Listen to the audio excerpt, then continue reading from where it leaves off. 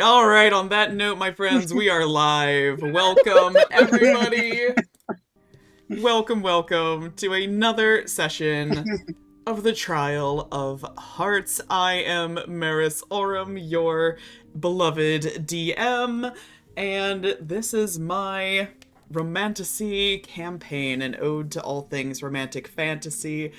And I'm excited for another session of drama and shenanigans starring my dear friends and players.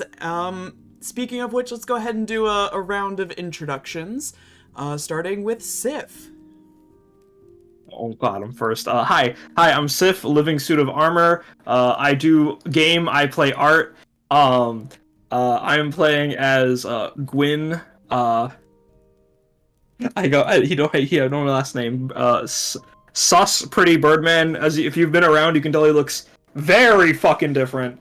He's not done yet. I'm still cooking, but I'm very happy with how he looks like. I love I Pretty love you guys very Birdman. much. I love Pretty Hmm. Birdman. Thank you, Sif. Break him, And DM. you got it. You got it, boss. And next we have Lily. Hello, everyone. My name is Lily. I'm here playing Topaz, the gender fluid furbolg, technically monk, but classes are only a state of mind in this campaign until next session. But anyways, I am a aspiring artist that draws a lot of D&D. In fact, I've been drawing every single outfit that Topaz has worn in this campaign, which is just a little fun fact. But as I said, draw a lot of D&D, draw some fan art of other games, etc. And just, have a good time. So very excited to be here, very excited to be queer, very excited to I couldn't think of a third rhyme in regards to being sassy and a mess. That's pretty on Brilliant brand, as a though. mirror. That's pretty on brand. Thank you, Lily. True.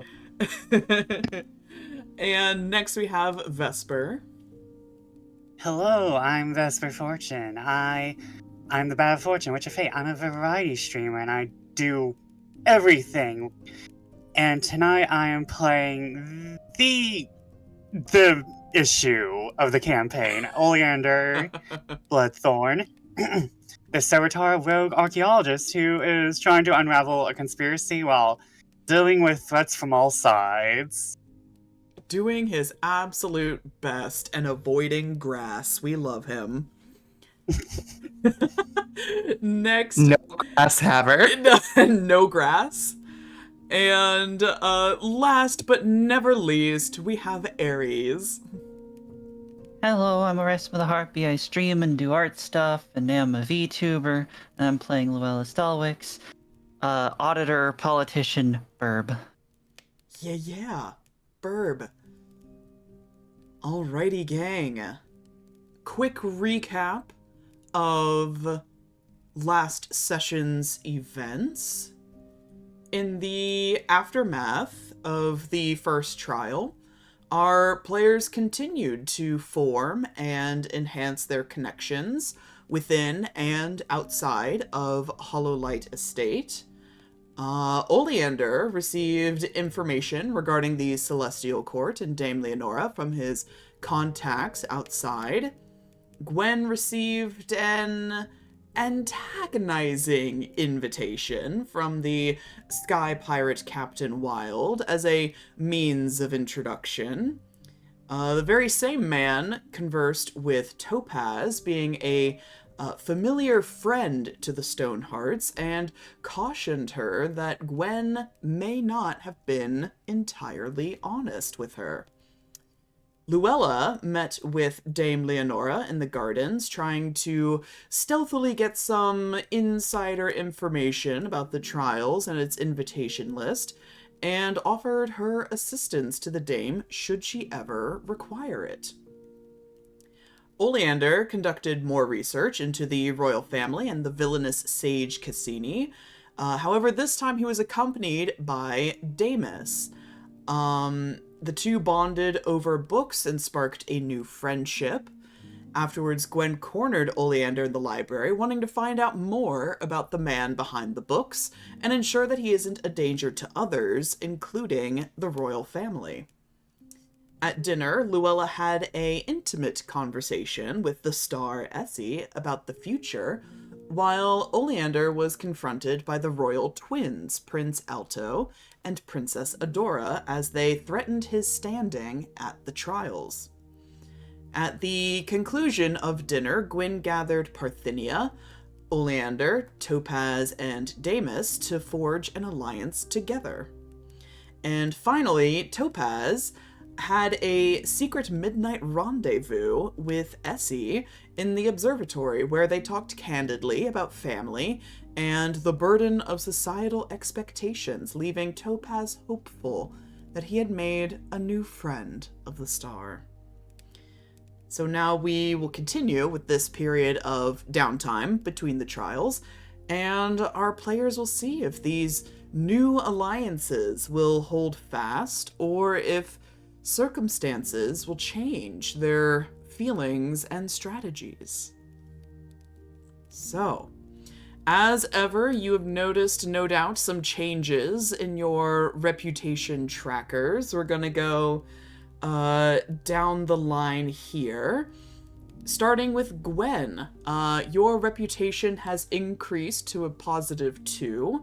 People are seeing you gather and make alliances with people of all sorts.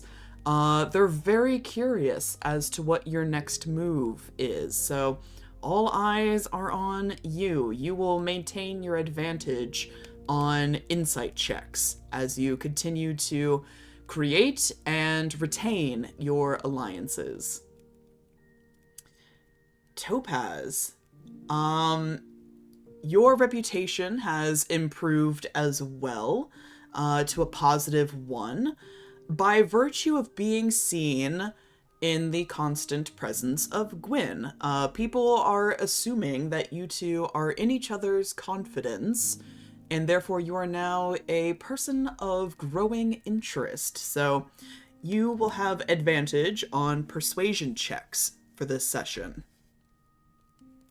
And now for these two. So for Oleander and for Luella, you both are now on the opposite sides of the extremes of the reputation tracker. So let me explain what happens now. So once you reach either extreme, be it positive or negative, on the reputation scale, you gain something that is called a reputation tag. This is something that you get to decide for your character. So based on your character's actions, you can choose a tag that society will continue to see you as.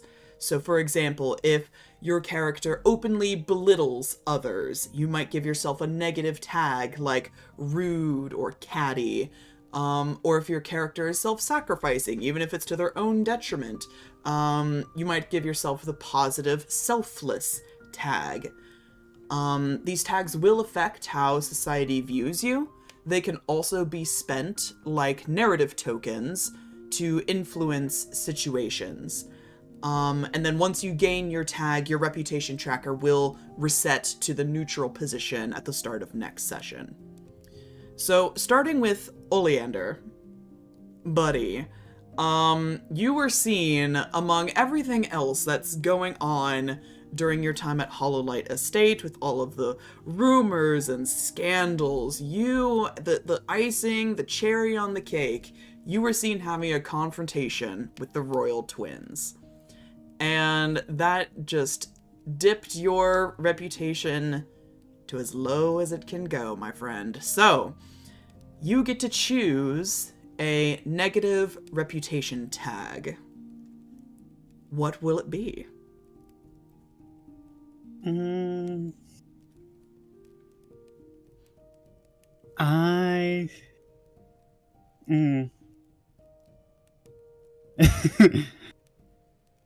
I wasn't prepared. Decisions. I guess Maybe uncaring? Uncaring. That definitely works. All right. You get slapped with that label, uncaring.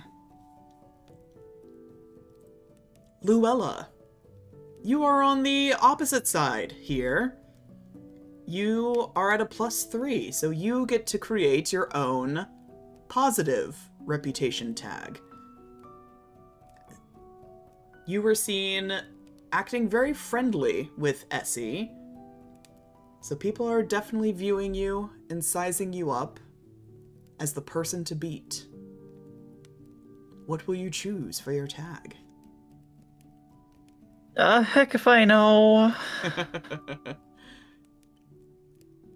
Cause it's so vague.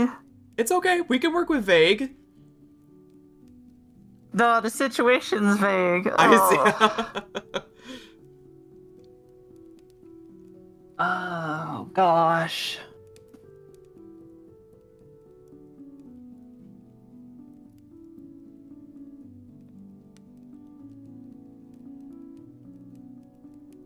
I'm also blanking on so many words right now. Words are hard. Words are hard. They are, especially when you can't remember the ones when they're most important. Do you want to think on it over the next scene, potentially? Can I do that? You may do that. That is totally fine. Okay, I'm gonna bring up a thesaurus. Thesaurus.com is, as ever, Oh, my yeah? best friend. Alright, while you are pondering on that, I will be moving on. We are not doing a rumor phase this time. I don't think enough time has passed for the rumors to really settle in, so we're gonna keep the same rumors at play, but just to remind my players and for anyone watching, these are the rumors that are at play, that are on the table. So first and foremost, Oleander is a witch sympathizer. This is no longer just a rumor, this is a full-blown scandal, and something that most everyone believes is true. Next, Topaz is not really a Stoneheart, calling their lineage into question. Next, Parthenia attempted to rig the first trial by poisoning Oleander. Next, Dame Leonora isn't actually the master of ceremonies, and someone else is pulling the strings behind the scenes. And lastly, Topaz and Gwyn seem to be very friendly with one another, and people are beginning to suspect it's romantic in nature. Any questions about your rumors and reputations? Excellent. I assume quiet is good. Yeah, good. Very good. Yeah. Before we move on to our epistolary phase, there is actually a scene that I would like to run, as it happens first in the series of the day's events. So, I'll dive right in. And after this scene, Ares, I will ask about your reputation tag. Okay, no panic. Yee, no panic, no panic, you got time. So, Oleander. It's the middle of the night. And you awake from your sleep to the feeling of a cold draft. You wake and you sit up and find your window shut, but there's still a chilling presence in the room. You look around in the dark, and you find, seated in a chair by the dying fire in your room, is a large figure. And in his hand is the crystal dagger. And he's tossing it in his hand absent-mindedly. And across the room, he just says, "You need a better hiding spot. If I could find this easily, so could Dame Leonora."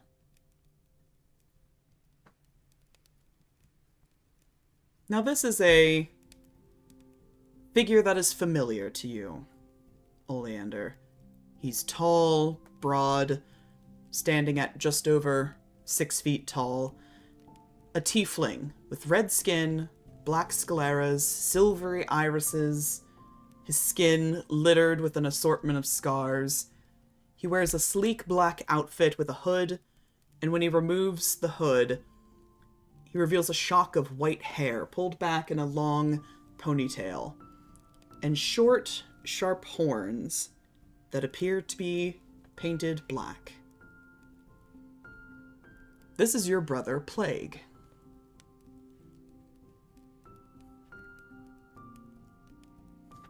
Oleander just has the widest smile, and in the dark, his little deer tail is wagging. But he tries to keep cool. He's like, "Well, you have the advantage of knowing where I hide all my stuff, Adamus." And Oleander just smiles and just gallops towards him. Not going to hug him because he's still holding the knife, but he just is immediately right there. He gives a crooked sort of smile. It's the most genuine sort of expression he can offer from all of the scars on his face. And he just gives a laugh, like, "In an unfamiliar room? And I still found it."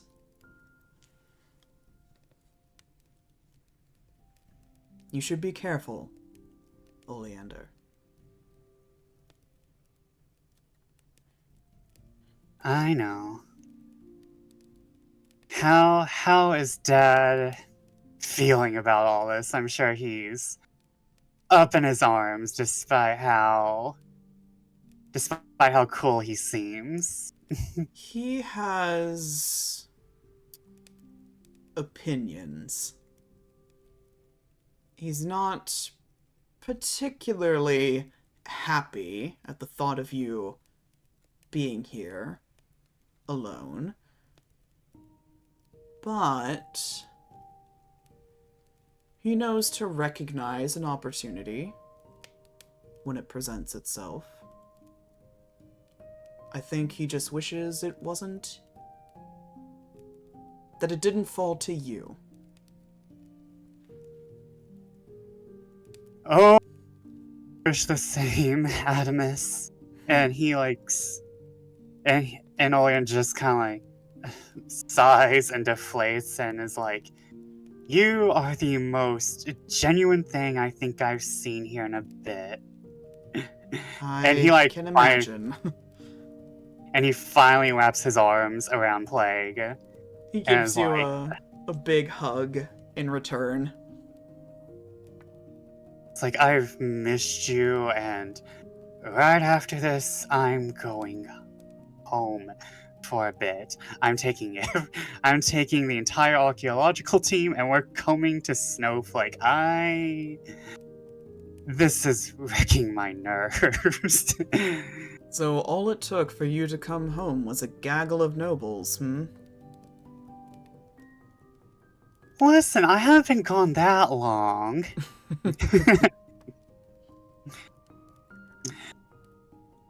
But you are right. I'm about to enter.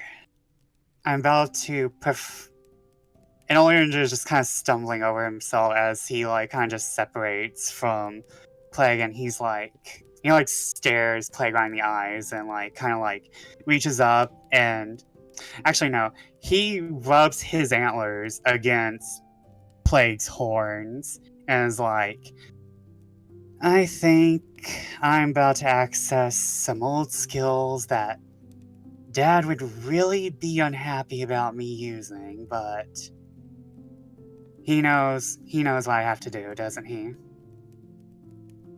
I don't think Dad would ever fault you for doing what it takes to survive. And Oleander, like, just wiggles his ears and smiles, and, like, he continues to bump his antlers against, Adamus's horns, and he's like, "Oh my god, when was the last time I saw you? Was it when you were at that job in the desert?" Not at my best, I'm afraid. But When you have to come to an archaeological site to hide out, no, it's not. And Oleander just continue. I wanted to check in on you, Oleander. It's good to talk to you. And I can see that physically you are well. But even I'm picking up on what people are talking about. Is it truly safe for you to be here?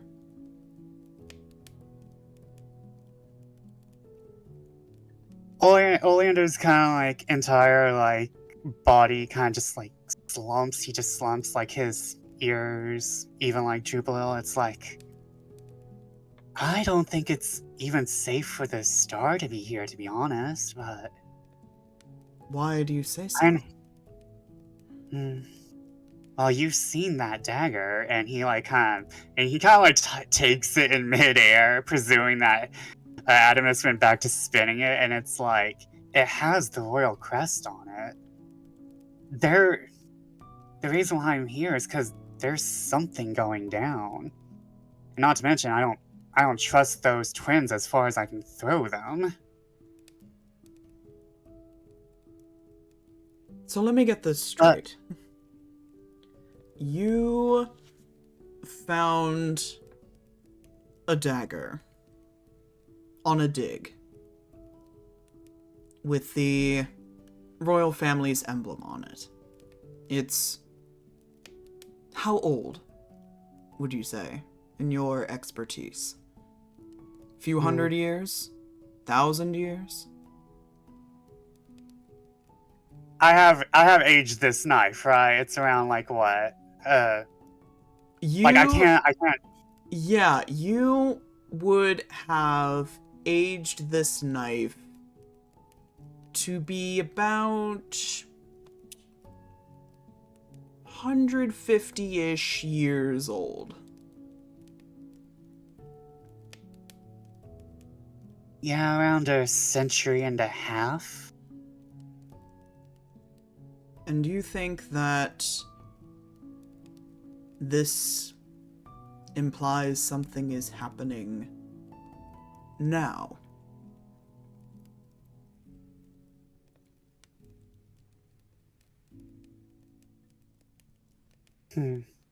I know it sounds silly, but I must have been the one invited for a reason.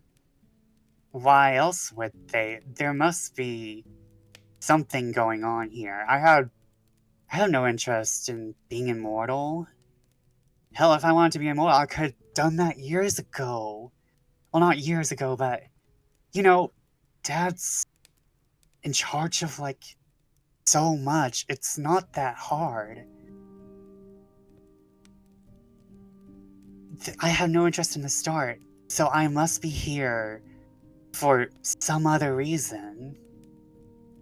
I mean, everyone who's here is here because they have some sort of skills that the Celestial Court values, right? I mean, whoever wins gets the star, like, for eternity. So they have to be able to take care of a star for the rest of their lives.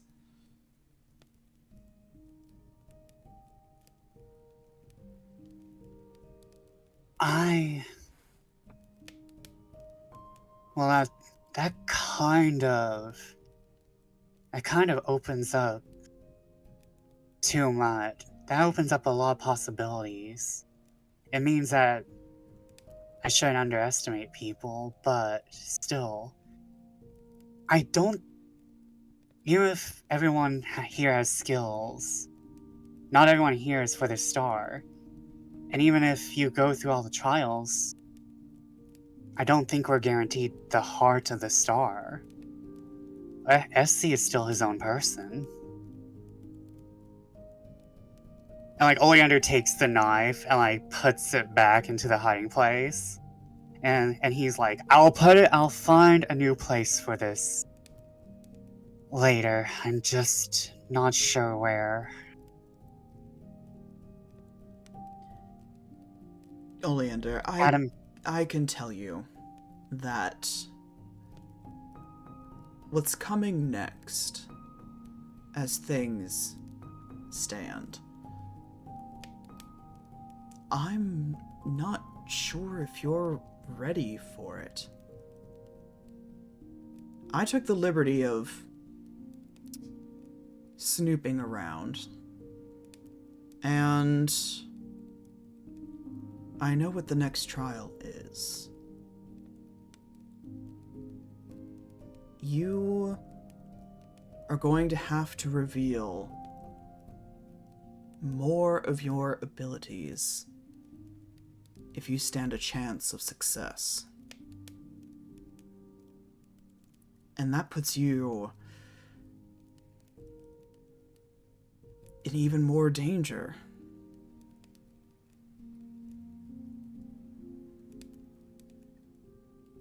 Oleander looks in the mirror, kind of has a deep sigh, and then goes to his suitcase and he's like, so, everyone's probably gonna know next trial, huh? As he lifts out a very antler-shaped dagger.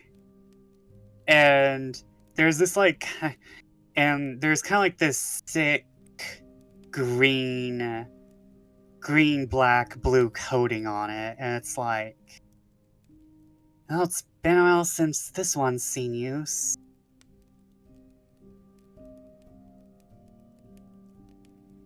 He kind of like turns back to Adamus and it's like, thank you for telling me that. Even though I'm probably unprepared, it at least helps me a little and helps that you're here watching over me. About that, There's the rub. Listen, I may have been overeager in my own investigations of this place. And I think with each passing day, Dame Leonora becomes more aware of my presence. It's becoming a little too dangerous for me to stick around. But, and out of one of his pouches, he procures a very smooth, unassuming black stone, and he presses it into your palm. But if you need me for anything at all, you call for me.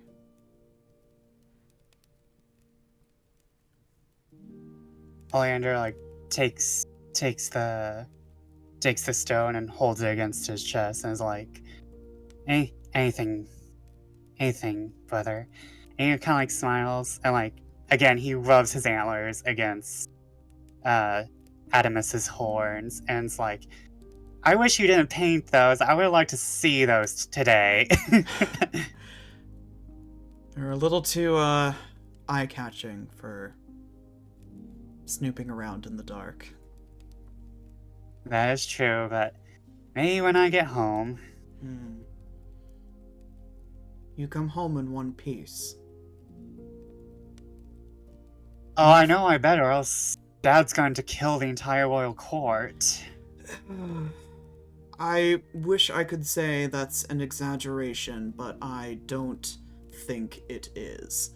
So, for the sake of all of us, be careful.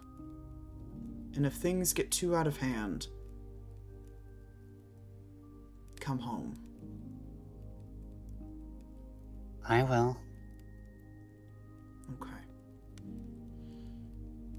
Gives your hair a tussle, puts his hood back up, and he'll lift up your window and make a quick exit.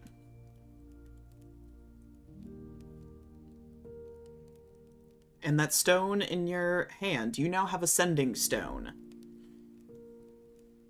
Yay! So it can be used once a day to contact your brother.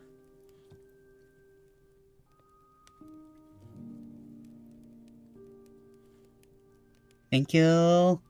Mm-hmm. All right. Ares, I'm checking back in with you. Hello. All that effort and all of that thesaurus looking up stuff, and I'm just gonna pick warm. Warm. No, I like that, though. All right.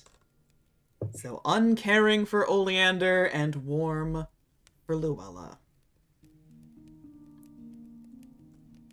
With that, we will be moving on to our epistolary phase. This is our opportunity to pass along any letters that you might have for each other or for NPCs. I have a few to hand out as well, but I will ask if anyone would like to volunteer to go first. I will volunteer to continue off. Yeah, keep it going, Vespi. Okay, I technically have I have 2 letters and then a threat. So Ooh, okay. In any order you please. okay, well, first off, here's like a non-letter. Because Oleander already knows that his father already knows everything, he's just going to start sending progress reports as a part of his everyday mail. So whatever Oleander knows, so does his father. I just Got want to it. put that out there. Okay.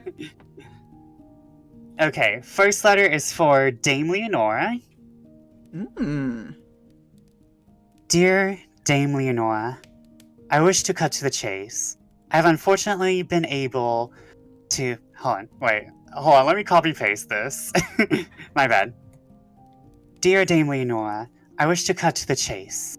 I have unfortunately been unable to cut off the heads of this hydra of rumors. May I speak to you in the gardens to assuage any fears you may have? In the afternoon, preferably. You may bring along someone for security, if that would make you feel safer. My history will be free to you. Oleander. All right. Sending that off And for- to Dame Leonora. And for my second letter, it will be for Parthenia. Interesting. What do you have to say for Parthenia? Dear Parthenia, I am loath to admit it, but I do think Gwyn is correct. Having better relations is more necessary than our academic rivalry and spite. I normally would never admit this, but strange circumstances, strange bedfellows, all that. But I respect your work, Parthenia. Your works have preserved and changed history.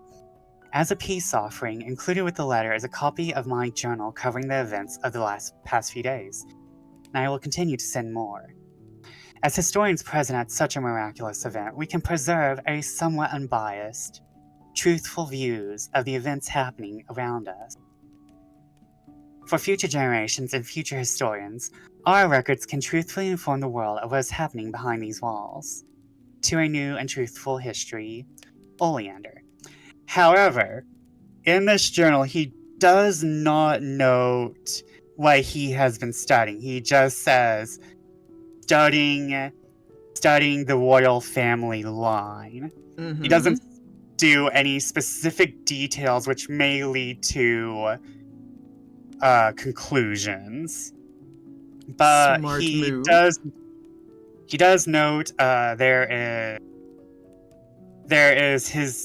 there's also some things he's also kept out, like his opinions on Gwyn for the moment. But it's mostly just a lot of academic writings of the past few days. Got it. And Sorry, go ahead. and I'll send this one after. And I'll send the threat after after I got back the letters or any replies. Yeah, so you, from Dame Leonora, you will receive a pretty prompt response, and it's very short and sweet. She's not a very flowery individual, but you will receive a letter in response that pretty much essentially says to meet her in the gardens later that day. Specifically, let me look over my agenda real quick. In the afternoon. So she is open to talking. From Parthenia, no immediate response comes. One could probably presume that you just dumped a lot of information on her, so she is going to take the time to review before granting a response. Okay. And for this last one, it's going to be sent when, like, Oleander is sure there's, like, going to be, like, no one who's going to just happen by in the hall, so this might happen later on after everyone else has sent their letters and all that. But he takes, he rips out a square of letter. He rips out a square paper from a letter, and he kind of, like, sighs, and he's like, well, about time I activated an old identity. And not in his current handwriting, but in the handwriting he used to use as an appraiser of artifacts in the underworld. In the Wishboard underworld. He writes on this paper in this old handwriting, because he knows the person has never seen him. He writes out, Snowflake sends its regards. Ooh. And he will take that paper, put it in an unmarked envelope, go out into the hallway, slip it under Captain Wilde's door, and quickly return to his own room. Oh. And you know what? Monologue token. If I can. If not, On Wilde? Captain Wilde. As he's reading this? Yes. If you want to. I don't mind if you don't want to. So, this letter, if you can call it that, this missive, comes at a complete surprise to Captain Wilde. And he did not anticipate that some of his connections to the underbelly of society would also be here. He kind of assumed he would be alone in that regard, as the sole troublemaker, shall we say. So in this moment, he feels a little on edge, because you're right, this is a handwriting he recognizes, but he's never met you in person. So he doesn't know who to look for to match the signature with. So, amidst all of the things that are currently on his list to do, this has jumped up to something of greater importance. To figure out if someone is trying to undercut his ambitions.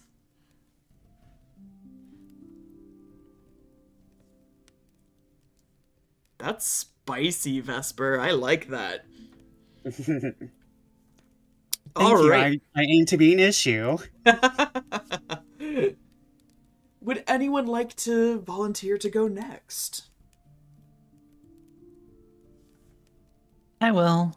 Excellent. After I actually get the thing. So Luella is only going to be writing one letter today, Mm-hmm. as nothing has really happened otherwise. And the letter reads, Honorable Dame Leonora, I would like to request your assistance regarding a matter of somewhat urgent import. An archival documentation error has been brought to my attention in relation to one of your other guests, Damus. While I understand matters relating to the trials and selection process are, of course, to be kept secret, I believe this to be of interest to you and those others involved. Perchance you are willing and can afford the time to speak upon the matter. I await your response. Luella Stalwix. Ooh.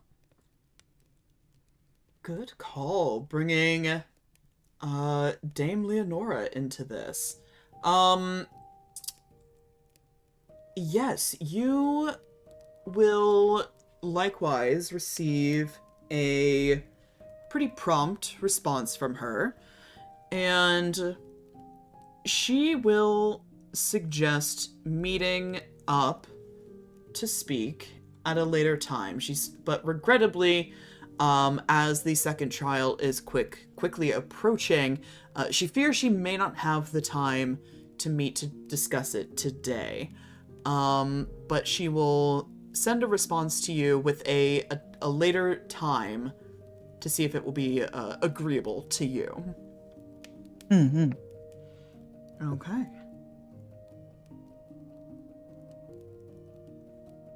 I have some letters for you, Luella. Nani Jorge? Mm-hmm. So you receive in the Morning Post 2 letters. The first is one that's familiar. It's on plain letter with the pink seal, so you know it is from Lavinia. This one reads, Lady Stalwix, my charges were delighted with your last letter, and have since made a game of reenacting your heroism with the unicorn, though neither can agree on who is to play the unicorn, as both wish to play the role of Lady Stalwix. No further updates at this time. Everyone is happy and healthy. Kindest regards, Lavinia.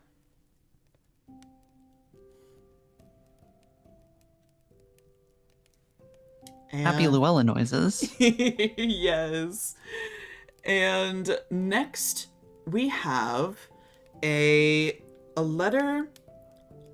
When you feel the weight of the paper in your feathery fingers, it's heavy and it's expensive. And the seal is very recognizable. It is the seal of the royal family. Oh my. Yes. As you crack into it, it says, Darling Lady Stalwix, our heartfelt congratulations on your triumphant victory in the first trial. While others seek to leech off of your success, it is evident to me that the credit is yours, and yours alone. A word of advice. Don't let them claim even a piece of what is rightfully yours. Others might mistake it as weakness. I, however, am familiar with your talents, your brilliance, and your loyalty to the crown. I call upon that loyalty now and remind you of your place. I will permit this first victory, but you would do well to stay out of our way during the next and any upcoming trials. It would be a shame if rumors of owlets were to again be circulated. I trust that you understand the correct course of action. Affectionately, Her Royal Highness, Princess Adora.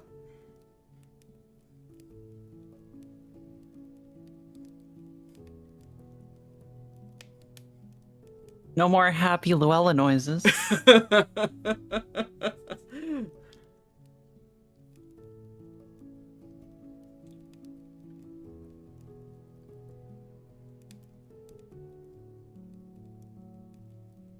So yes, the twins, or at least one of them, has certainly taken notice.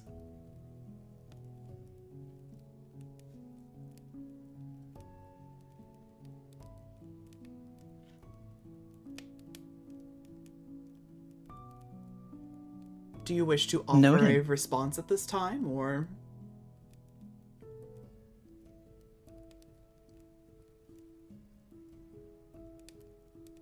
I have to think on a response for that, because it would... It's a very, tiptoeing around lines kind of response. So that would take some time to create. You don't have to, either. You can simply tuck it away and mull on it. I think for now, tuck it away. Alright. Who's next?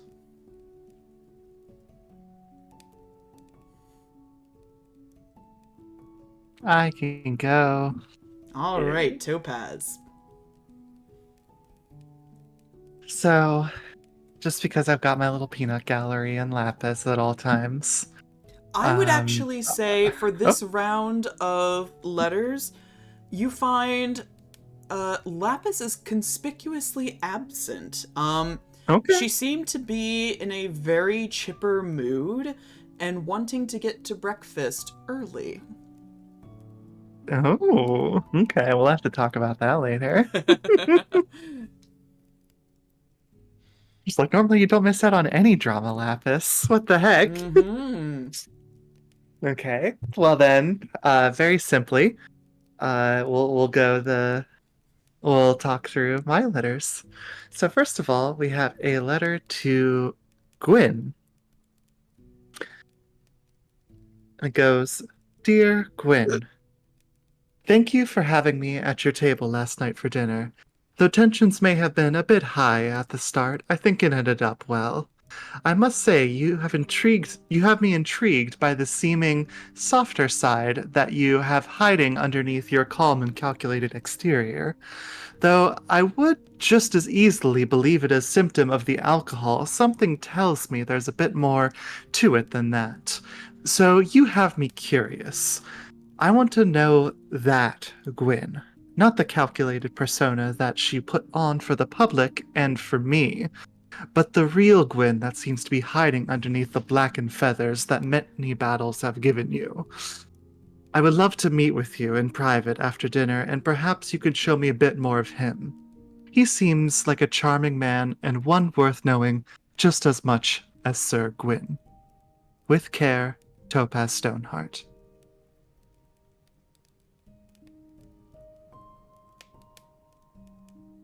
Alright, shall I respond, or is there some By all text means, from, if you wish to respond. Okay, Deb, I don't think there's a world in which Gwyn doesn't take this as a flirt. Actively going like, hey, I want to know you better, finger touch, and it's just, Alright, Gwyn's response. This is very improv, so please forgive my word usage. Dear Topaz, I appreciate your surprisingly deep sense of perception and observation in others. I must say that this has caught me quite off guard considering last night's festivities. I appreciate your curiosity, but I must remind you that given where we are, given who we are, some things at this moment are best left under cloak. However, I am no fool and would not reject having a dinner with you. Looking to hear from you soon. With care, Gwyn. And then we'll just send it back. No token this time because I got nothing. I already gave He's running out of feathers. and- I'm not bald. Bald. I just you don't gift on the same gift, all right? And I had the unicorn here from last trial. For this upcoming trial, I'm gonna have to get a new token to give out. I need to break somebody's fucking femur and use that. Alright. And then I'll say Topaz receiving the letter back will kind of frown a little bit at the hesitation, but keep herself chipper in the thought of, well, if it came out once, we can get it out again. But we'll respond with basically a very cordial, sounds lovely, see you then. Then my second letter is to Essie. Aww. So I will post it here. Just, dear Essie, thank you so much for inviting me to the observatory last night. I can't begin to tell you how nice it felt to break form a bit and just have someone to really talk to. I don't want to monopolize your time or anything, but please never hesitate to reach out to me if you need to let off some steam like that again. I'd love to tell you a bit more about the books that I've been reading if you wanted to talk about some of your hobbies in return. I imagine your perspective on these things may be different than someone like me, and that makes me very excited for any potential discussion. Sorry, I think I'm rambling a bit, but I think I got it all out there at the very least. I hope you didn't get in trouble with Dame Leonora or anything last night. Topaz. Oh. Are you sending out this letter in the same manner in which you did the first time, where you sort of secretly snuck it under the door, or you just sending this out? Still secretly. I think they're worried about, even though it's, someone could see them, they're still oh, I don't want to get them in trouble.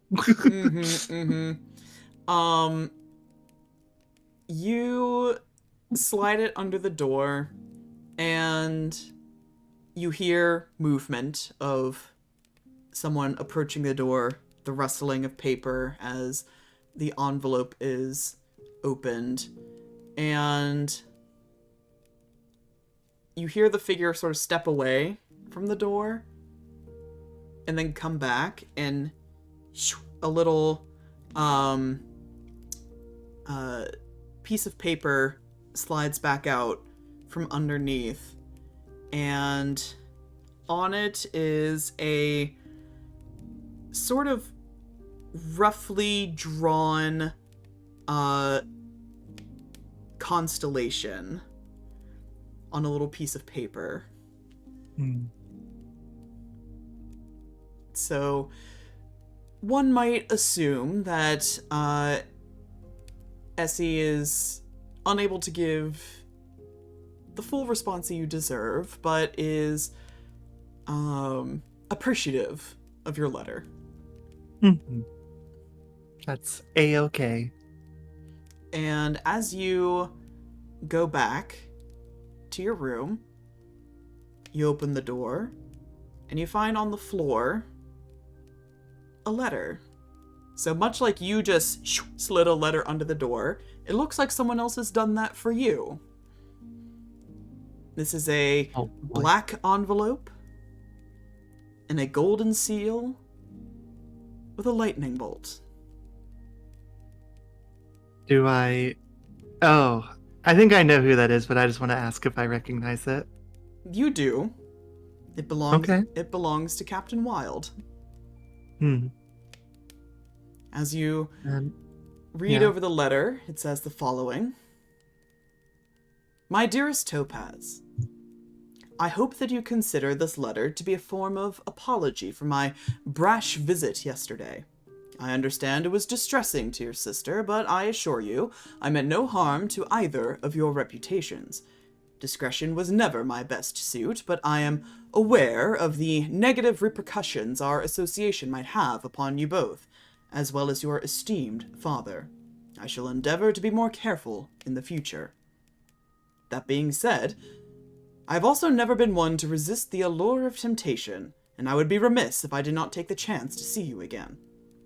If you are agreeable, please send back a time and place of your preference, and perhaps make no mention to darling Lapis, as I do not wish to worry her or get you into trouble. Take your time in your reply. I know I ask the impossible, but just as we reach for the heavens while we reside at Hollowlight, so too will I reach for your companionship. Yours faithfully, Ignatius Wilde. And folded up in the envelope is a little piece of uncut pink topaz.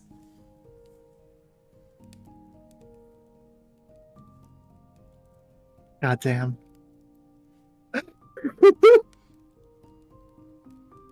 I think Topaz kind of blushes reading this and does her best to kind of shake away those feelings long since pushed in the back of his mind. And we'll just kind of think about it and think through the potential of like where and when to meet as hard as she can, but is kind of struggling. So she will sit on it for a moment, at the very least. That's okay. He said to take your time.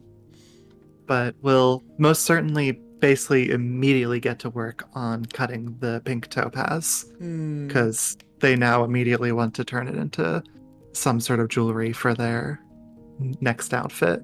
Cute. Cute.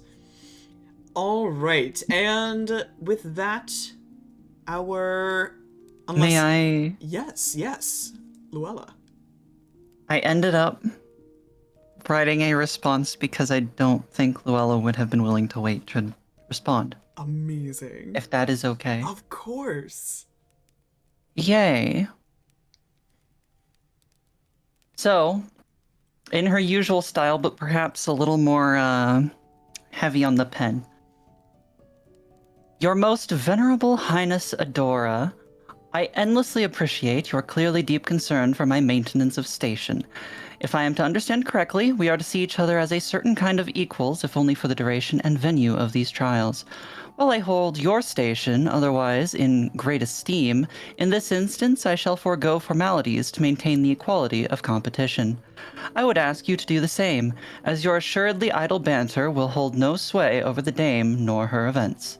Thus, kindly, I wish you luck and hope that your medal match your merit. Stalwix. Oh my god, amazing. Oh my god. Ares, take a narrative token for that, because that was just mwah, mwah, mwah, mwah, mwah. Chef's kiss. Amazing. Did you write it down? Could you share it in epistolary? Because that was fucking fuego. Yes, I have. Thank you, big Oops, bird. almost put it in general. I had to write up as spicy a diplomatically acceptable letter I could. Oh, it was so good. Get her ass. Oh, amazing. All right, what a way to end our epistolary phase.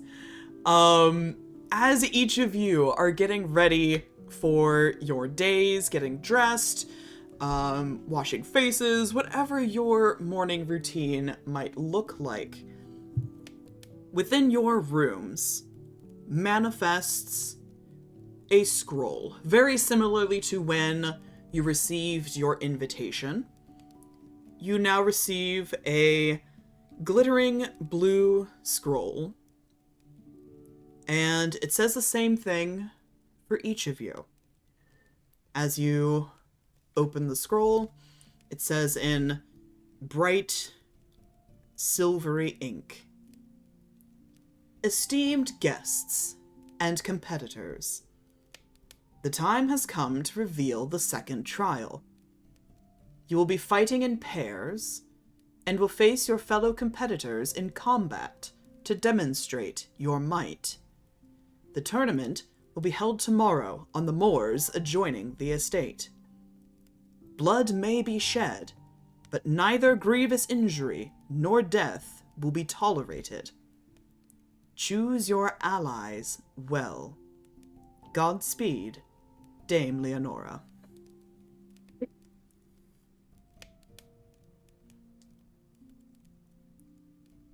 So, the second trial is to be a series of fights. Each of you will get to choose your partner, who you would like to fight with. And tomorrow you will see who you will be fighting. So throughout this session, I ask that you consider your choices. And at the start of next session, relay to me who you would like to fight with.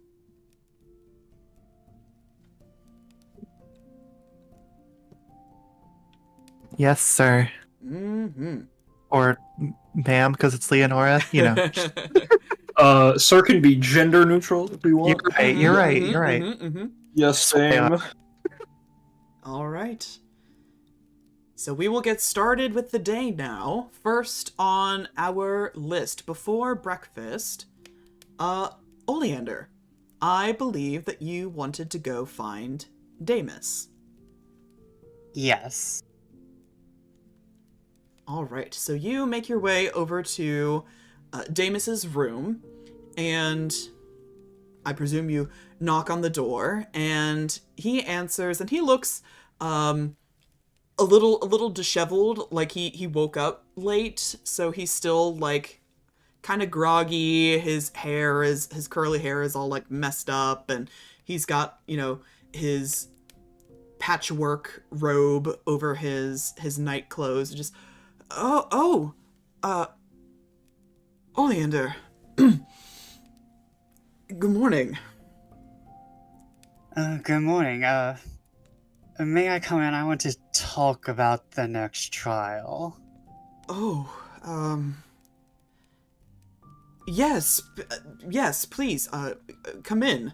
He'll open the door wider for you, and as you walk into his room, you notice he keeps it meticulously tidy.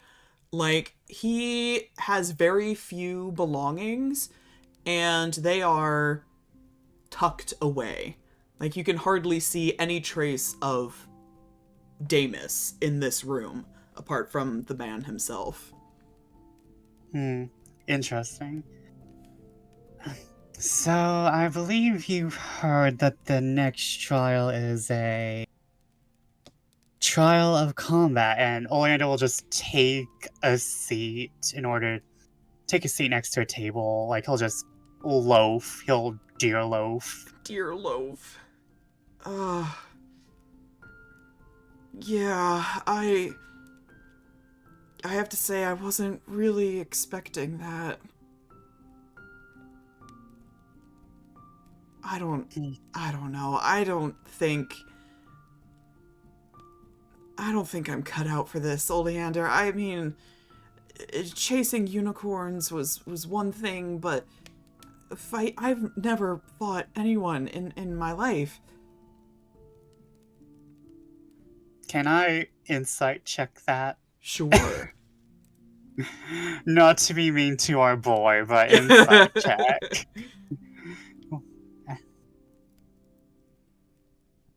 He is definitely telling the truth. This boy has probably never even swatted a fly before.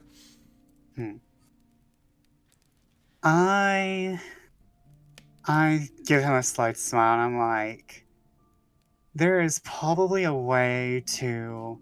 There will probably be ways to get around the combat, and who knows, maybe you can even slip out of the combat. Maybe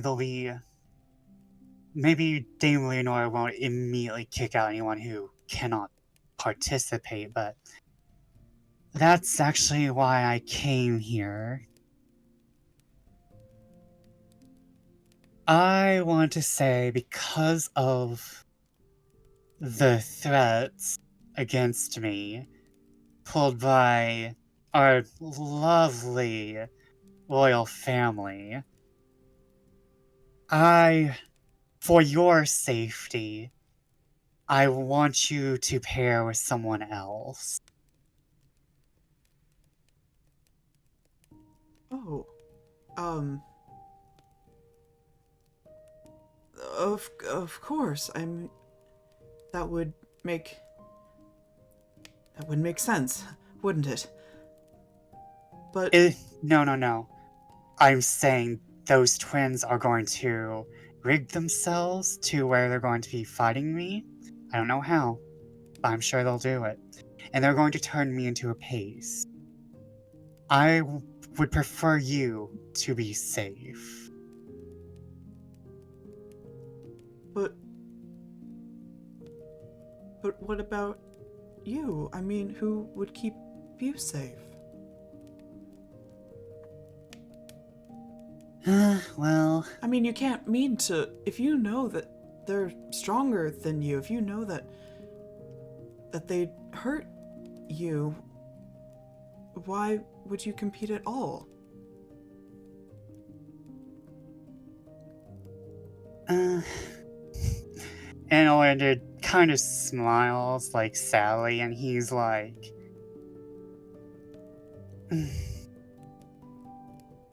There is some things I haven't told you, but I can handle myself in combat. I've taken care of a few creatures and tombs, and I'm well equipped, but I'm more worried about you than myself.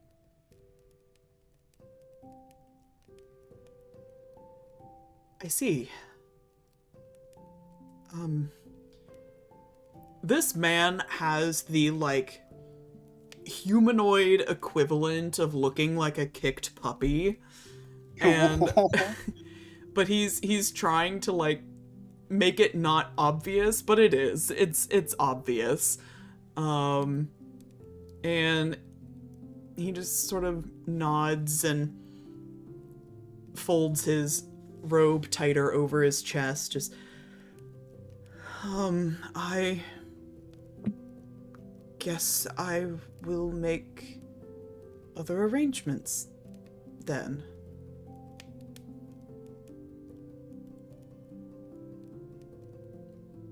Oleander kind of looks at him, and he's like, "You still plan on fighting, don't you?" I don't particularly like the idea, but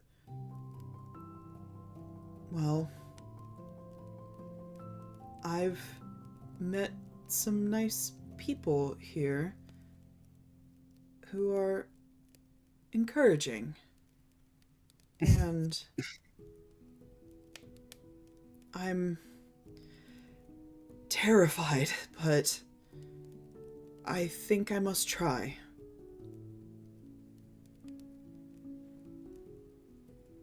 To be fair, if the twins went poly-threatening to burn me at the stake, I'd be more than happy to be your partner. But the twins are threatening to burn me at the stake, so... I just don't want you there to be with me burning at said stake. What if I wanted to?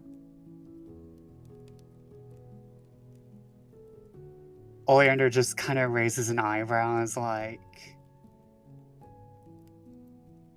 He kind of gives a smile, and he's like...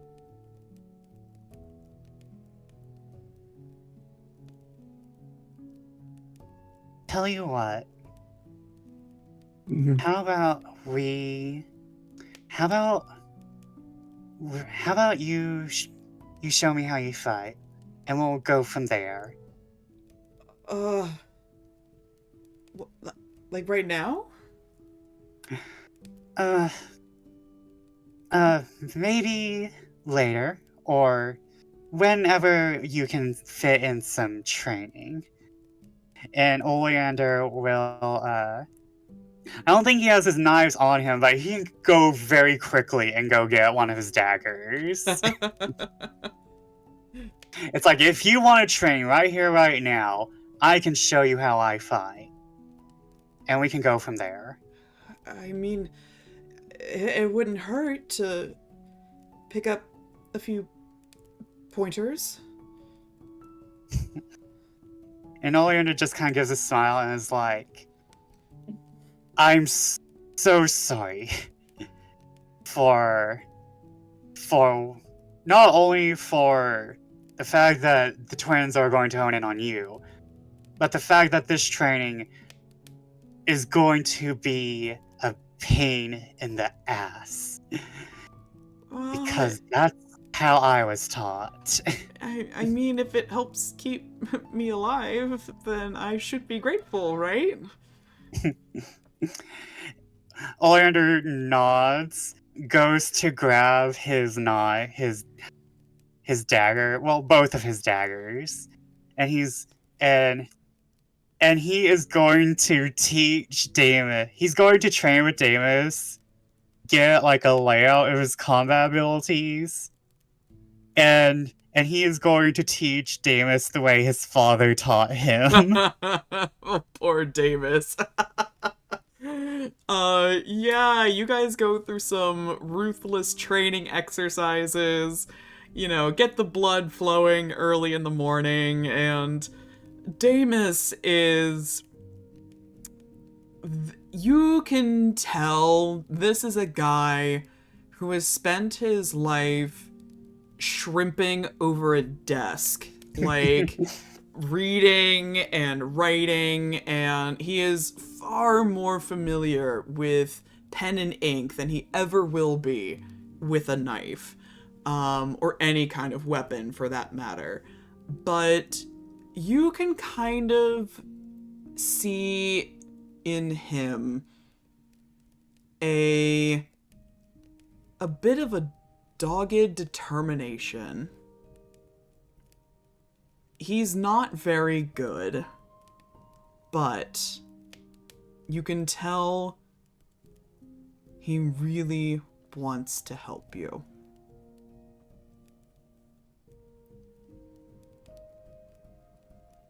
And after like the end of it, I like hand him like a towel, and I kind of like say, okay, I think I know where we can go. And he smiles and he's like, but I think your alchemy might be our secret weapon. Oh, he's all out of breath. He's sweating. Just, you think so? I mean, if you're not too tired, I'm sure you can make potions that could turn the tides, so to say. Yeah, yeah. I'll whip up some stuff. Does that mean you'll let me? That we'll pair up. I can't say no to someone who just saw me fight my true form, so... It was, and Oleander just smiles, and he kind of grabs Damus's hand for a shake and kind of like brings him into a hug. He, like, his back just stiffens, and he doesn't quite know what to do with his arms, so he's just kind of awkwardly, like, flat against your chest. But after a moment, he processes what's happening, and he'll put his arms around your waist, because you're much taller than he is. Put put his arms around your waist, and he lingers there, probably a little bit longer than will be considered a friendly hug, but then he catches himself just, right, thank you. I hope I won't let you down. I don't think you will. And Oleander smiles and is like, I unfortunately have some other appointments to get ready for, so... Oh, of course, yeah. Me too. He does not. Yeah, yeah, I need to get dressed and get ready, and, yes, I'll see you later. And Oleander will leave with this smile and is like, okay, not my... And this is in his head. Not my preferred outcome, but I'll steam out the details later. Congratulations, Oleander. You have one sad potions boy. I'm counting on them potions, I swear.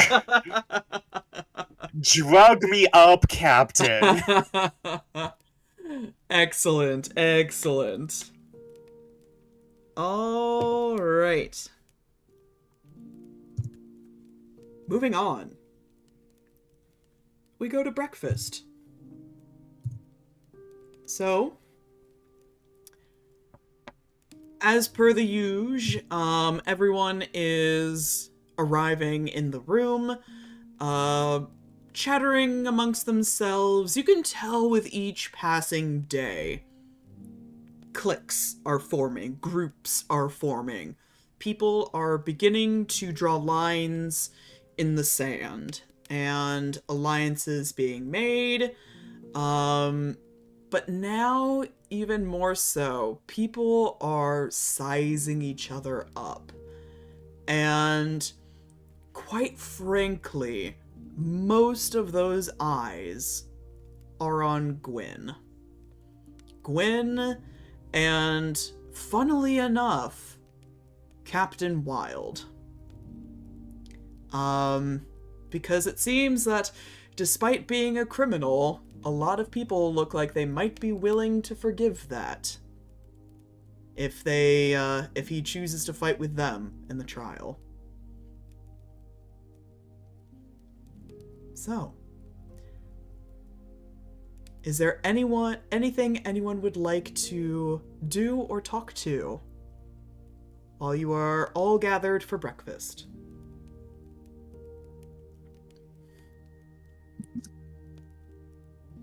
I think is Wilde sitting by himself at a table, or have people been coming to preen and, Actually, you when you look for Captain Wilde, he is actually schmoozing with the star. He is with Essie.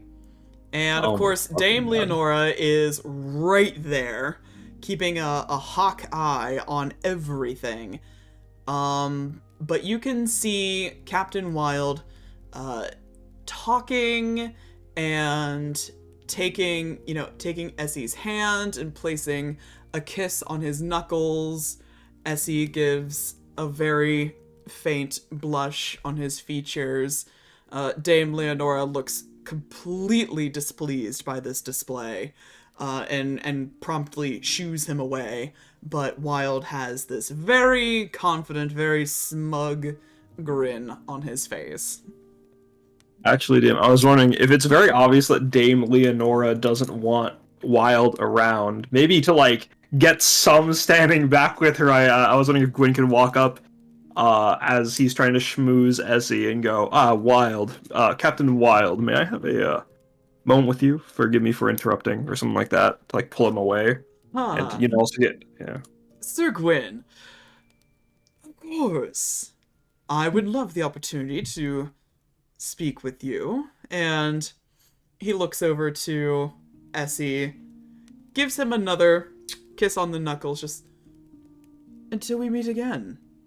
And gives Dame Leonora a very mock courteous bow that looks genuine, but if you knew him, you would know it's definitely not a polite nod. Polite bow. It's full of shit It's eating. so full of shit. And follows you. Yeah, as we're walking with, I'm assuming either food or no food, Gwyn will just walk and talk. Captain Wilde, I take it you've had a enjoyable morning so far? I have. Thank you for asking. But I assume this is no courtesy call. Well, I understand that we will be having drinks later, and I'd rather keep the more serious talks then. For now, whilst we're in this hall with all eyes on us, I doubt we could get much done besides have a little bit of fun. Given how everyone seems to be staring at us, I was perchance wondering if you would like to give them a bit of anxiety were we to have breakfast together. He gives this wide, wolfish smile and just... Why, Sir Gwyn, I never pictured that you would be one for... fun. But yes, let's do that. And he'll motion to a table, and the two of you can sit there and have your breakfast, but he'll also take the moment to talk of a few things as well, and just, you know, I was rather surprised by your response to my perfectly amiable invitation. I mean, wanting a larger audience for a simple meeting. I mean, I never thought that I would be the one to make the Sir Gwyn scared. Phrase, theorize my emotions however you wish. I simply know better than to tangle with the Captain Wilde unprepared. I didn't win my battles through sheer strength, mind you. Of course. So, you'll be wanting to choose your allies with exceeding care, I suppose. Who will you be bringing? To be entirely honest, I have decided to save that line of thinking till after breakfast. On the one hand, I could use the energy, and on the other, well, I just plain don't know who quite catches my eye yet. There are so many possibilities for you and for me. Well, bring whoever you want tonight, and I will do the same. I look forward to our serious conversations.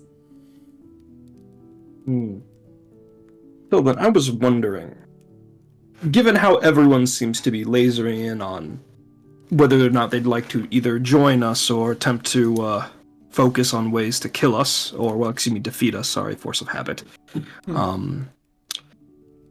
Is there anybody that you would not want to see me ally myself with? As a show of good faith, and in preparation for tonight's discussions, I was wondering if I could curry any, or just a nicety at this point. And you would do this just out of goodwill? Well, while the way I see things, there's a good chance you and I will be crossing blades, and, well, I understand that winning the trials are the main goal, but impressing Essie does seem to have quite an impact given your earlier shenanigans in front of Dame Leonora.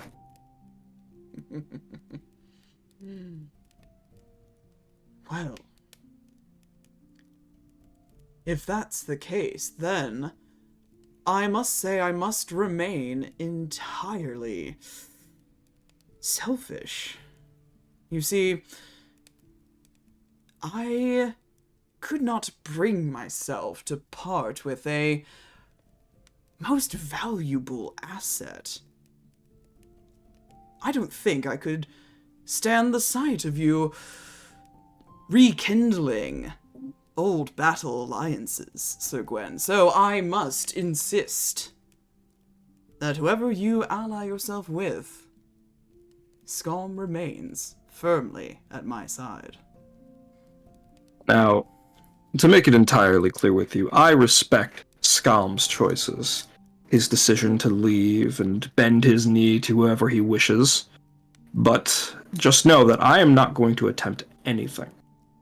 Should he come to me, however, would throw everything out the window. I see. I want to note that, like, at the mention of Skalm, Gwyn is like all niceties gone, all funny breakfast shit gone. Gwyn is staring daggers at him. He looks all too pleased at the fact that he so quickly, so apparently got under your skin. He looks very satisfied by how this conversation has gone. Just, I understand. I'm not a tyrant, Sir Gwyn. It's so tempting to use a monologue token, but I want any wild Skalm twists to happen naturally. Gwyn is then gonna go, have your fun poking under my skin, but just so you know, no one gets here without making alliances, connections, friendships. In the same way that I connected myself with people the other night, I know you have people here you'd rather not see get hurt in this tournament. I'll find a way to get under your skin, Sir Wilde. So enjoy your breakfast entertainment while it lasts. I welcome the attempt.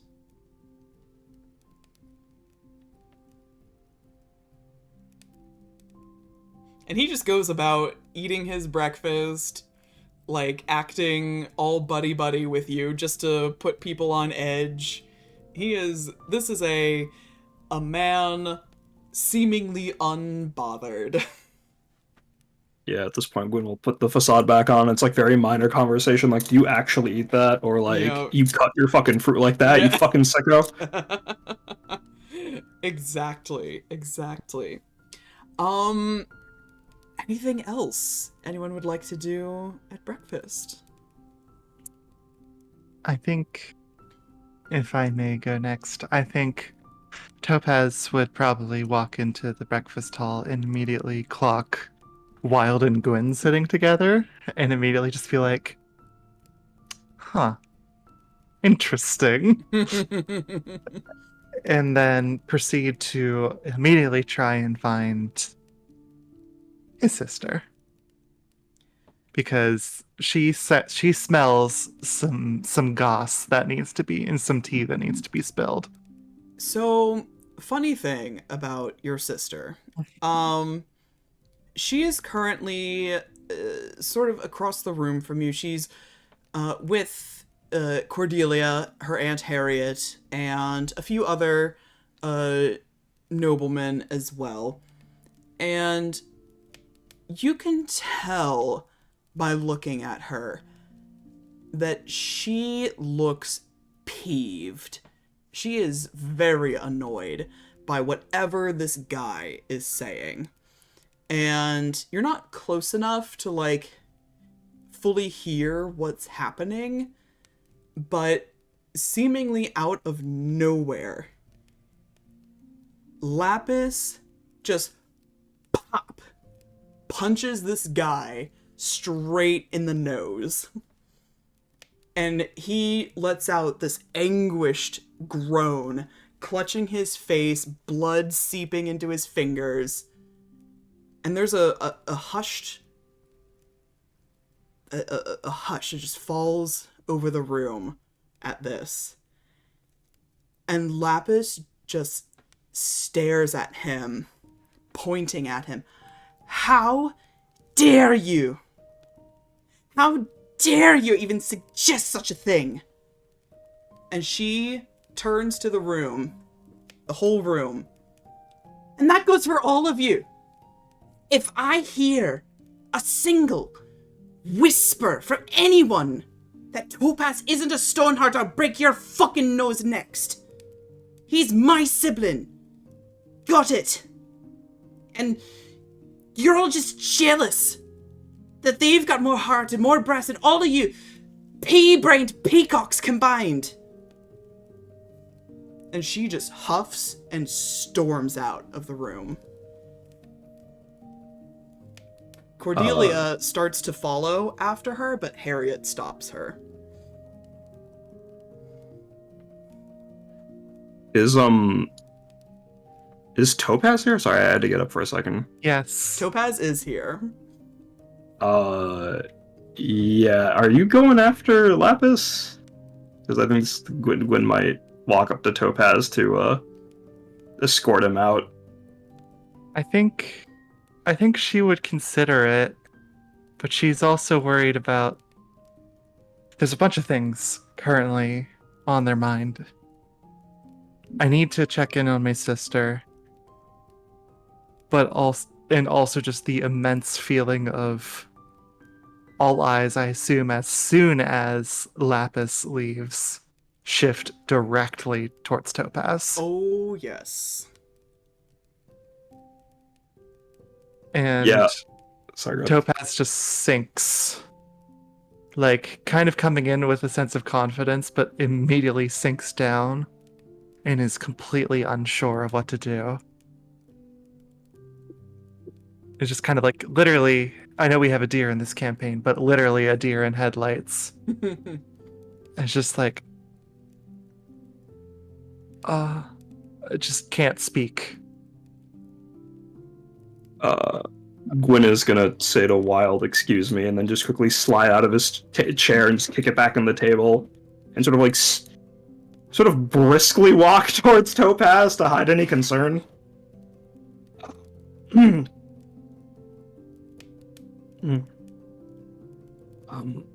He's like going to like stand near her, not to like kneel close to her and close to them and whisper, but just like in a softer voice go, "Topaz, do you think you should go speak to Lapis?" Still just kind of paused. I think that will be a good idea. And let's go. If you do not have the strength for that at the moment, I will come with you, and we can have one of Dame Leonora's servants come with us as well to supply things like water or whatever else we can do. No.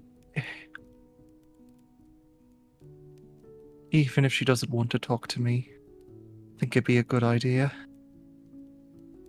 Oh.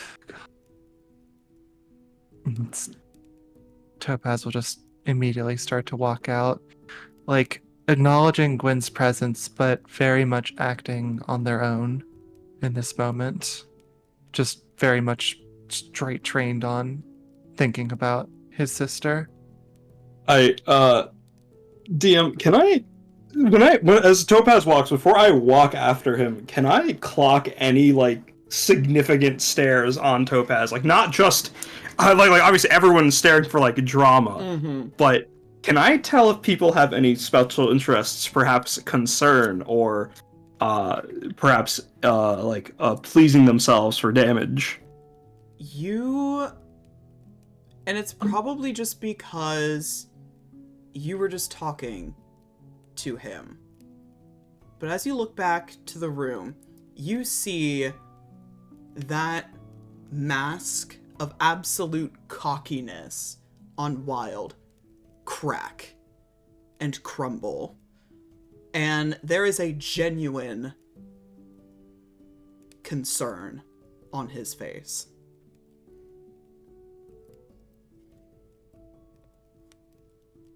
Okay, and I know this is kind of reaching. Would Essie also have that visible concern?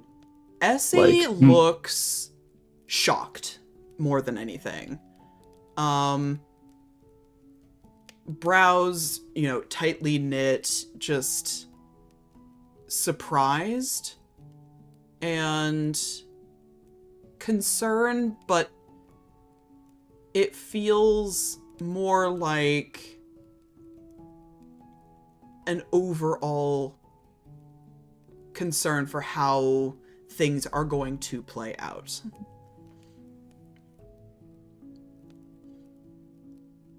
Gwyn is going to take a deep, like very noticeable, like breath through his nose. And then as he walks after Topaz, he will let his heels click very audibly through the now quiet hall with like much more force and momentum.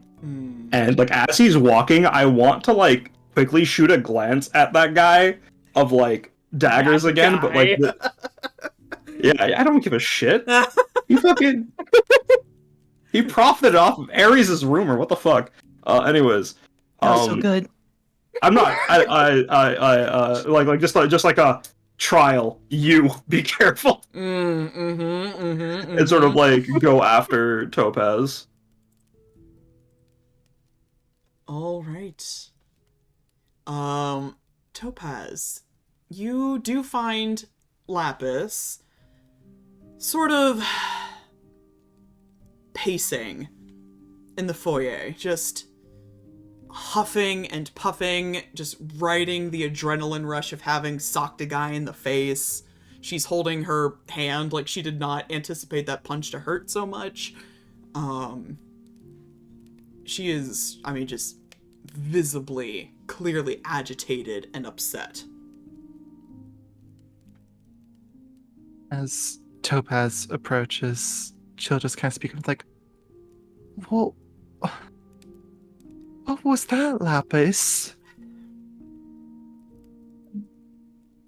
I'm sorry, I just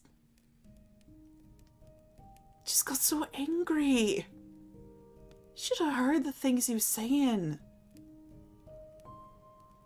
Just couldn't take it. And her big eyes start to mist over as anger gives way to emotion. Topaz just quick runs over without a second thought and just immediately wraps their arms around Lapis and just pulls her in for a big ol' hug. She gives you Very big air a hug. big hug in return and nuzzles against your shoulder and sniffles. Oh.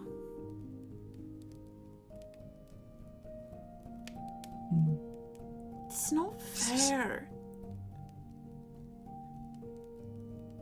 People can say what they want. We don't have to worry about it. No, they can't. They can't just say whatever they like. It's not true.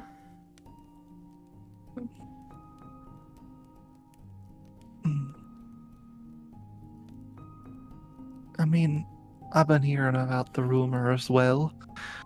But, I don't know. Try to not let it get to me. These people will do anything to put another person in their place, especially one that they don't like, and I'd wager that there's a lot of people here that probably don't like someone like me being here.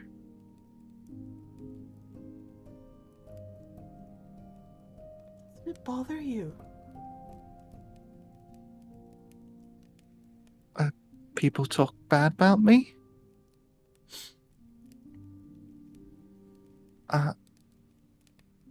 To be honest, not particularly. I just assume it happens. Not much to worry about, but it's just gonna happen anyways. I know how people can react to, well, certain parts of me. So it's just expected. It's not fair. You're so much better than them. For them to just turn around and say shit like that, it's just...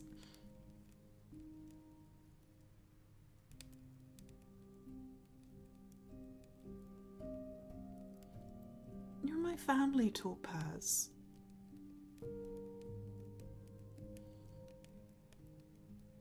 And I won't tolerate anyone saying anything bad about you, our siblings, or our parents. And she sniffles again and starts to rub at her eyes. I'm the only one that can shit-talk our family. Topaz will just laugh at this.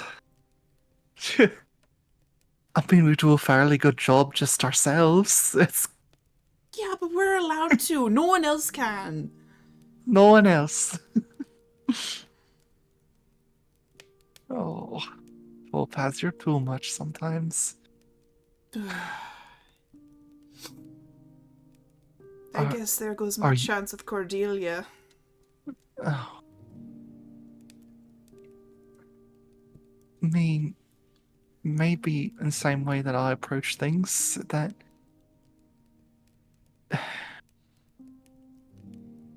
she'll like a forceful woman, or someone that can put men in their place. Maybe.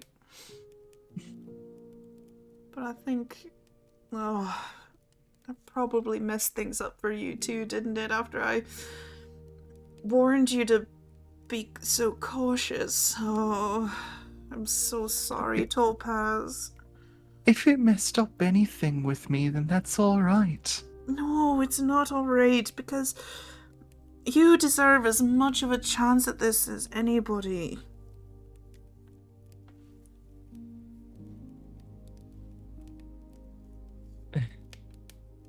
And at this point, I just want to add, since I know Gwyn is here too. Well, I'm here right now. I thought I was gonna like walk in the middle of the conversation. Apologies. I mean, have I been saying this whole time? Do you want to be listening I leave in? that up to you. Yeah. Do you want to be listening in? I think Gwyn did take a little bit of a moment to like make a little bit of a show after following Topaz. I would also prefer to like give the twins, the siblings, a bit of privacy. I've just been waiting for a good sentence to cut in, like him saying like, "Oh, I'd say you actually helped your sister" or something like that. But finish this bit. That's fine. Get in. I bet Topaz has forgotten that Gwyn was following her at this point, and even if he's not there, it's going to just be like, I mean, I still think I got like a good chance. Could I cut in on that actually? Yeah. Yeah. I'd say so too, Topaz. Well, Lapis gives a little surprised squeak and just. Oh my god, Sir Gwyn. Gwyn is. I'm assuming Lapis is like kind of like on the ground or like in a chair right, at this point. I think they're still like kind of hugging. I think they're standing, kind of in Yeah. hugging proximity. Yeah. All right. Cool. Gwyn is gonna reach into his underneath his cloak and pull out like a handkerchief and offer it to Lapis. No. You don't need to hide scars like that. Thank you. That's very kind. She gives like what should have been a very practiced curtsy, because she has practiced this a million bajillion times, but because of nerves, she kind of like fumbles a little bit as she does so. Just it's nice to meet you. I'm Lapis Stoneheart, Topaz's sister. He's told me so much about you. Yes, and it's fine. Here I am simply Gwyn. No titles, no embellishments, just as you are Lapis. And Topaz has told me a lot about you. Mostly good, some enjoyable. She instantly side-eyes Topaz, like, please tell me good things. Yours good things? I don't shit talk you out in public. We do that in our room. Gwyn's giggling a little bit at this. Well, thank you for looking after my sibling. I'm sure that he appreciates it almost as much as I do. I'd hope so. But regardless, Lapis, the way you acted, if you feel any guilt for that, don't. These men, women, people, all under the spectrum who hide in rooms like these, often forget the actual consequences for their words. And given the upcoming trial, I'm sure Topaz is more than willing to follow up on what you displayed. It was quite the hook.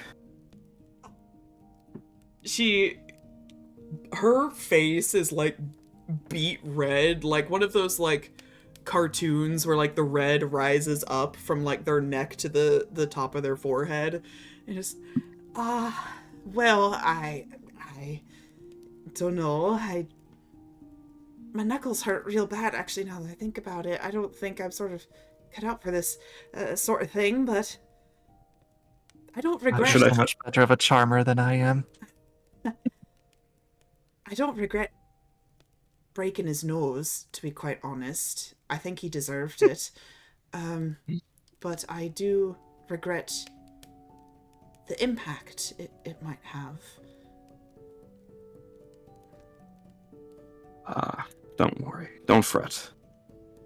Topaz, you know that such rumors, whilst worthless, have to be dealt with, right? I mean, I suppose.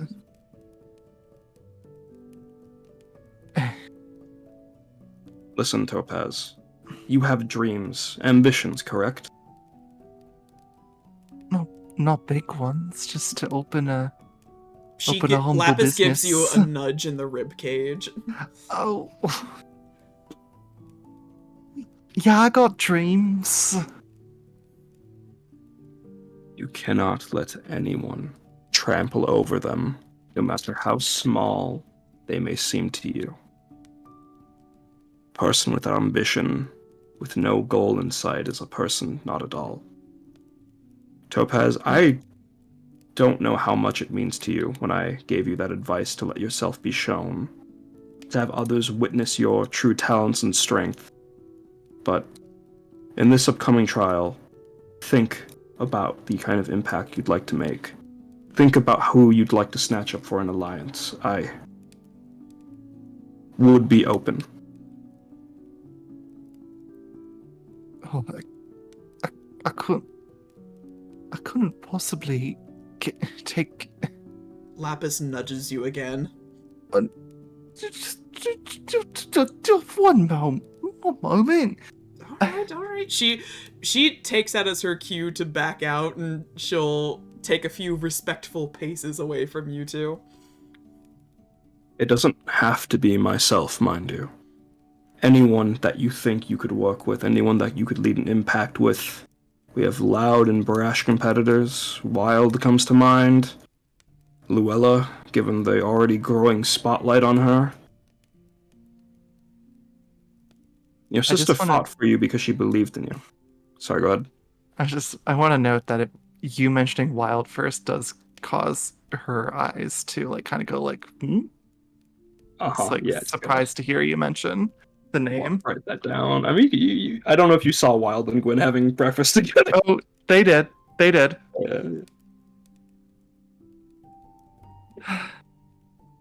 No, I know. I guess it's sort of telling that I'm so quick to dismiss the rumor about me being not being a Stoneheart. Yet here I am also tiptoeing around the other rumor about, well, about us. I'm sure you've heard that rumor. I'm sure it's merely the plaything of the princelings. This isn't some children's courtyard, Topaz. These nobles are often bored and come up with whatever drama that would drum up entertainment for them. Well, I mean, here you are again, rushing to my side as soon as something goes wrong. I appreciate it, yes, but I don't want to drag you down.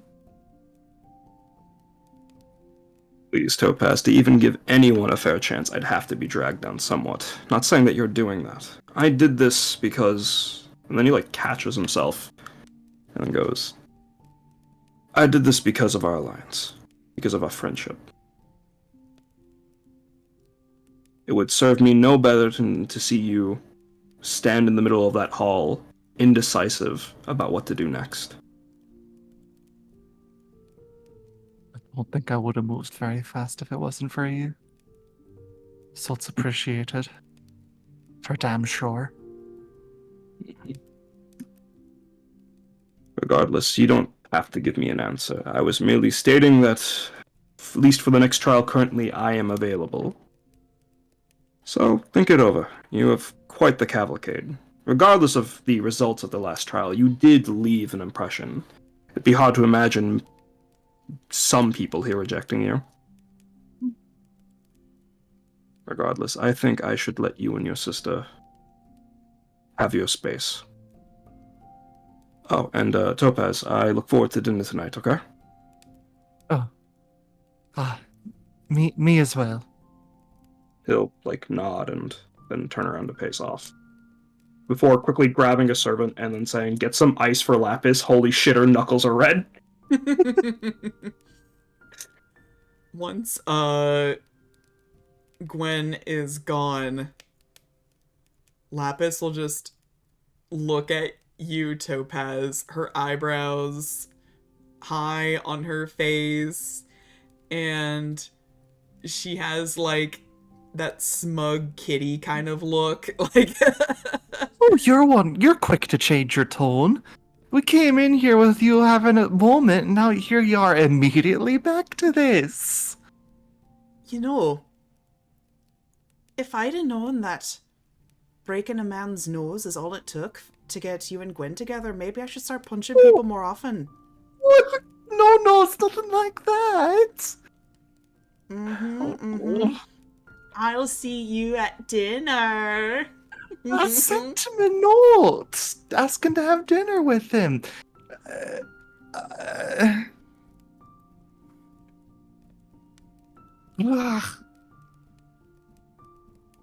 Thank you, Topaz. You're incorrigible sometimes, you know that, sister. I know. And you love me. I do love you very much. To my dying day. And I love you too. No, I gotta get you back with Cordelia to return the favor, at least. Oh, please. I have a feeling that ship is now probably sailed, but it's alright if... Like he said, if no one can handle me putting a awful man in his place, and maybe they're not the one for me anyway.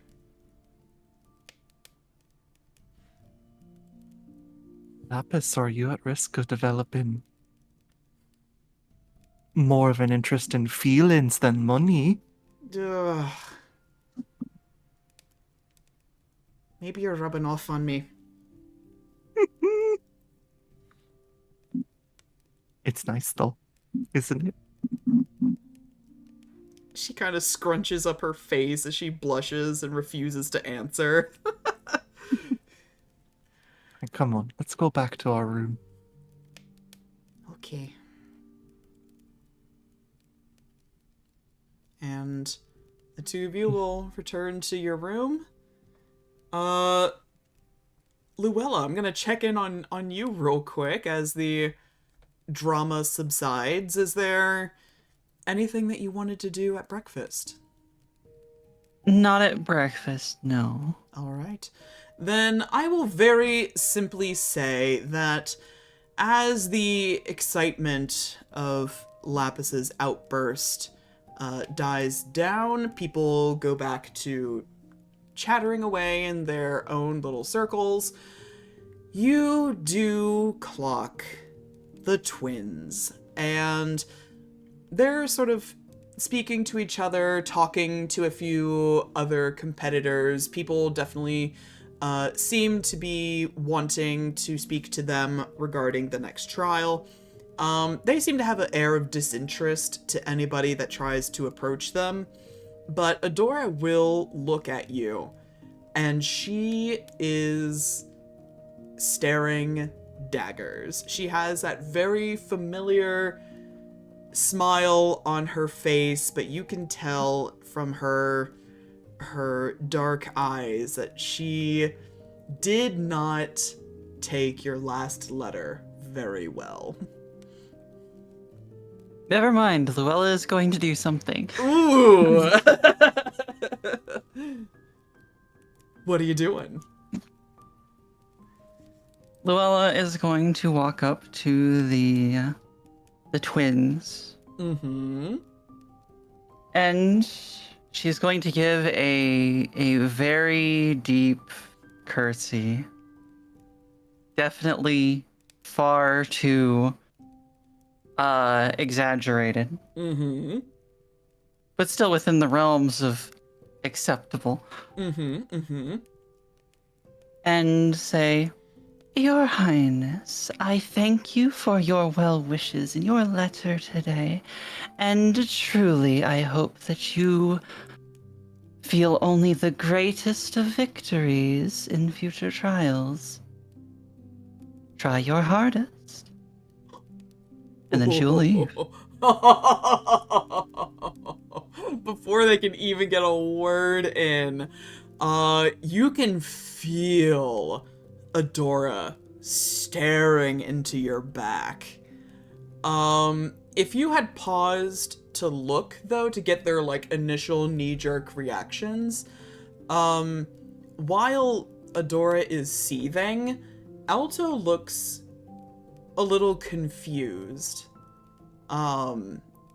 as to your mentions of a letter. I want to use a monologue token, but I don't know on which one. Can I hear Adora's inner monologue?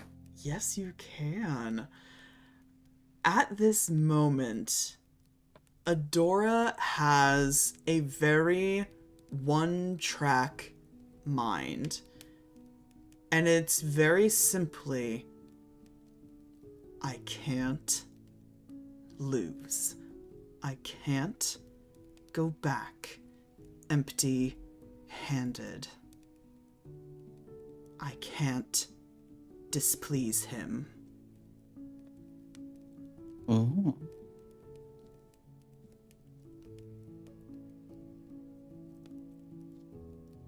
Spicy. Mm-hmm.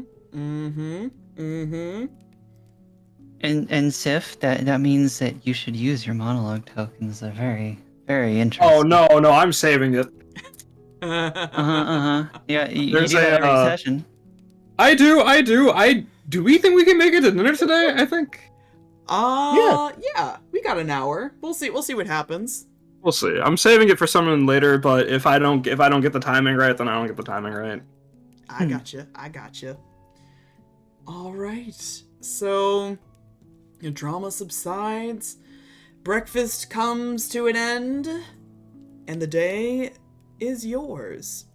I know several of you wanted to mingle amongst each other, so we will start with Luella and Topaz. The two of you wished to speak, I believe, out in the gardens. So I will pass the scene over to you both.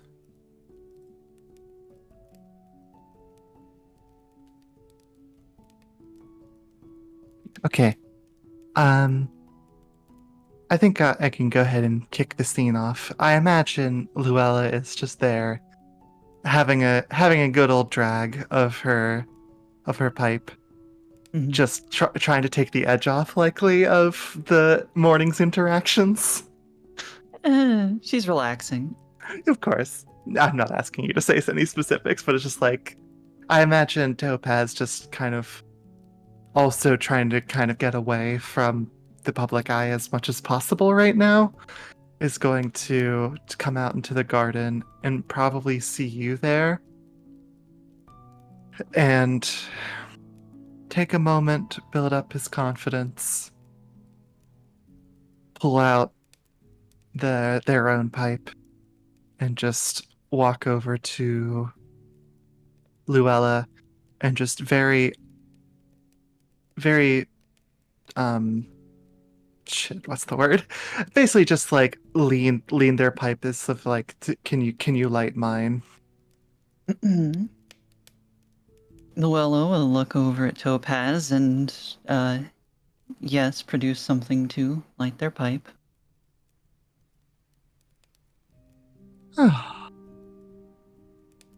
Thank you for that.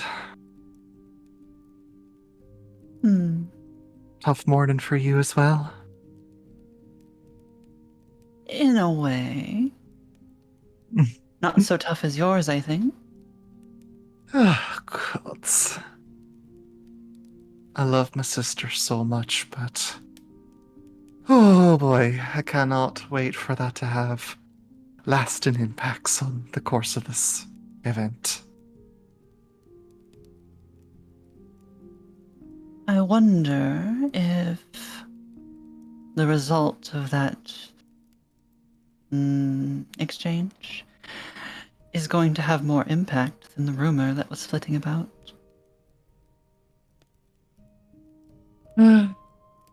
If it does, then it does, I suppose. Not just... I know she wants me to care, but... It is what it is at this point, I think. If anything, maybe she dispelled the one rumor. If another girl's in its place, so be it.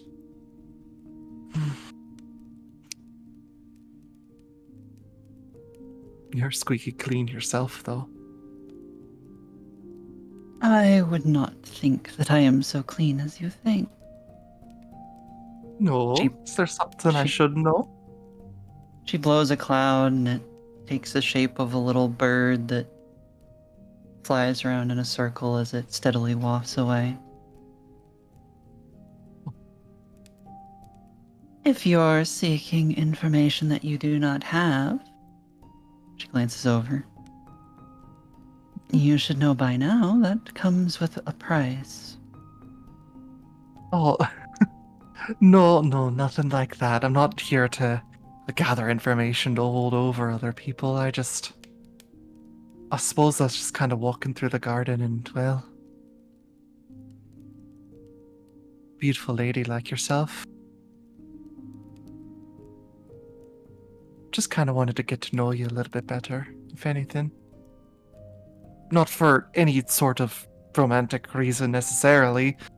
I don't know. Don't know much about you, and I know our first interaction was a bit, potentially could use some room for improvement.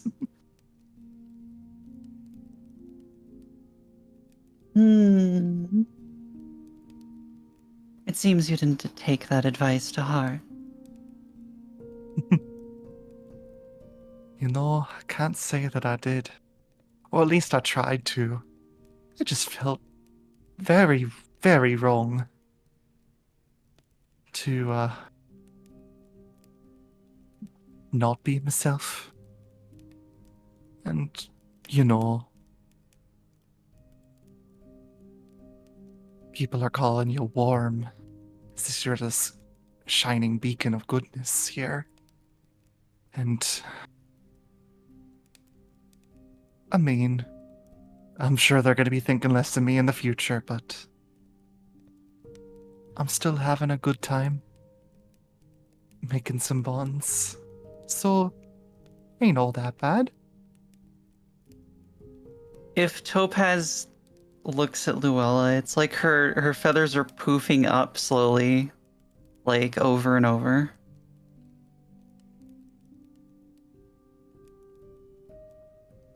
Miss Bird fact, I don't know what that means for birds. For birds, one might equate it to holding in laughter. Gotcha, thank you. You think me squeaky clean? I mean, I suppose everybody's got their secrets, but I certainly have heard nothing of the sort from anybody here so far. And even if you do got your secrets, that's alright. You can keep your secrets. I'm not here to dive into your backstory or anything like that. So you want to get to know me, but not to know my secrets or backstory? Uh, I mean, maybe it's a little confusing, but just... I don't know. I feel like, at least in how we approach things, where after... Uh, you know, I pride myself on the reading people, but I'm terrible at reading you. And you seem... I think you got a good heart. You seem to be a good one, but... Oh, you're so good at playing this game that I just couldn't have the slightest actual clue if that's actually who you are. And then here I am, just out here being myself, getting into trouble. But I mean, I think if people actually, sat down and talked to me, then they would see I'm just a person. So we just seem a bit at odds in a way, and I'm kind of curious about that. Causing trouble has its place, especially for one young as you. If others take issue, perhaps they take issue with the embarrassing memories that your directness brings up in them.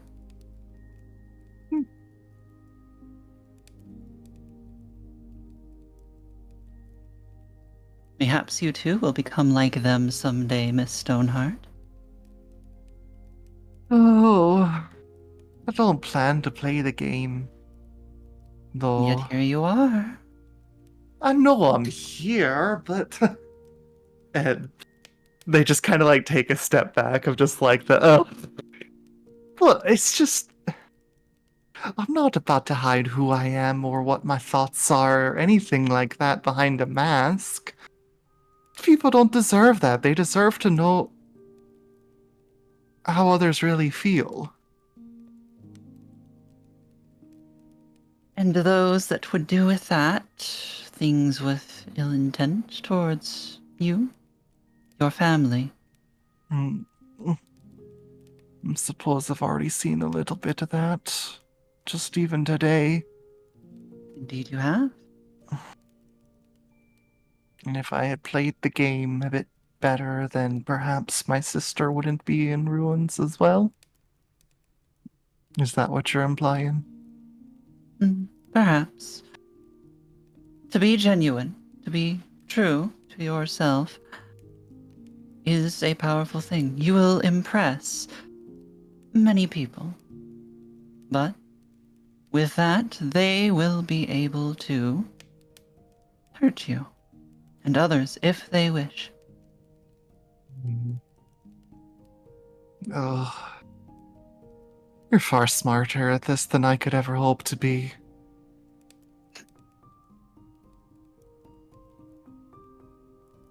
Smarter, no. More experienced. She takes another drag.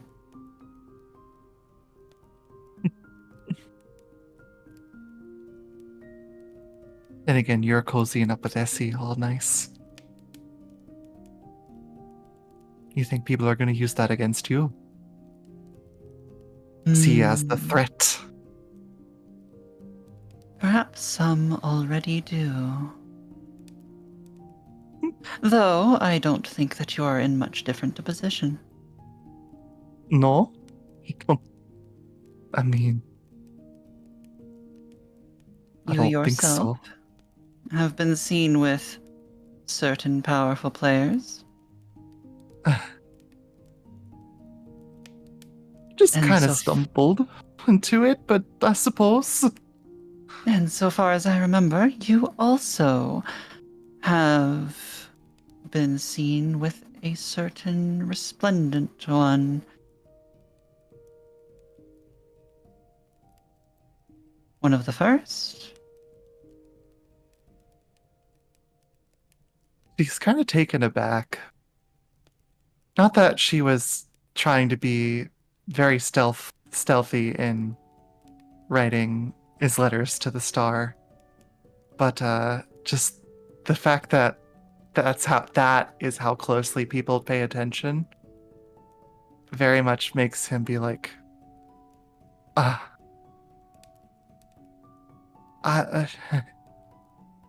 I assure you that it's just trying to get to know people. Nothing more. Trying to get to know people is interest. Interest is scandal. Sometimes. Other times, a connection. Other times... She shrugs. So, for why do you have interest?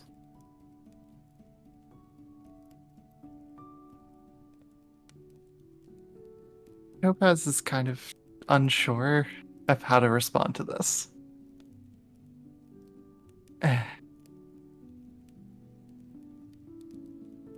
If... Well...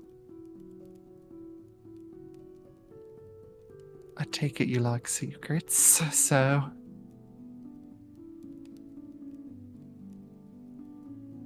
When I first came here, really all I wanted was to try and get him to try on some of my clothes.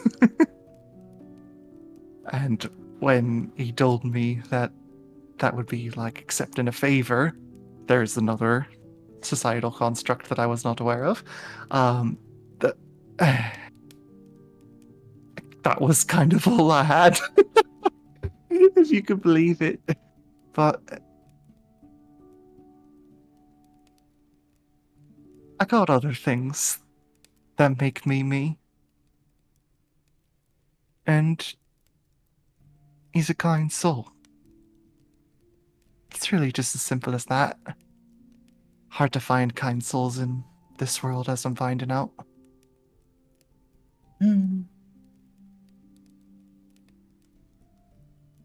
Be wary, as some who may seem kind may be less than expected. Besides, you also act as though you have failed in your goal. I mean, at least for now. He's not gonna wear anything that I make for this event. That would be... That would No. not go well. But were you to win his heart, Oh, I dare think that he would wear something of yours every day. oh. I don't mean to act like someone like me could possibly charm the star. But it is... Someone like you?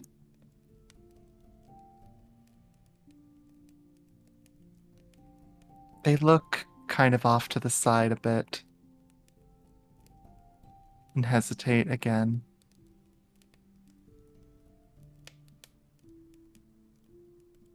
Well...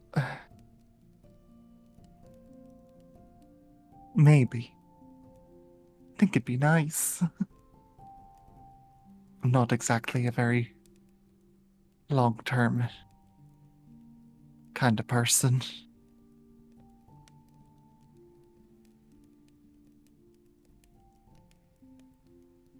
Perhaps something to think on, then. Luella, I swear you know so much more about me than I had any idea. And part of me is intimidated by it, but... When you are genuine to yourself and to others, they will know more about you. That will be 2 favors. 2 favors? Oh, I forgot about the first one already.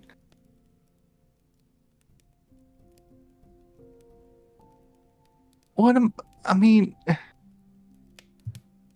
What, you just gonna cash him in at some time?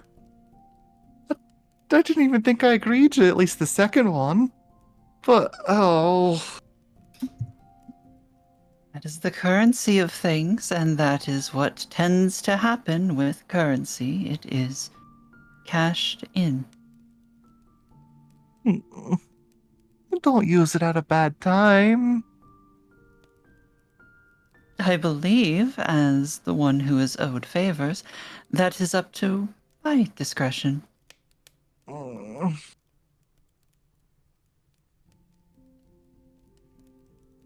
I mean, fair enough. Fair enough. Making me scared to talk to you in the future. I feel like next time we talk, I'm gonna owe you 6 favors. Perhaps by then you will have enough experience to understand when you owe a favor. So, you will be, I assume, partnering with Gwyn. Haven't fully decided yet. Part of me, maybe I could ask your advice on this. Part of me thinks it might not be the best idea considering the rumors about us two. Oh gosh, I'm asking for another favor. I'm about to owe you another favor, aren't I? It's hard to make out given she is a bird, but there's a definite smile somewhere in there.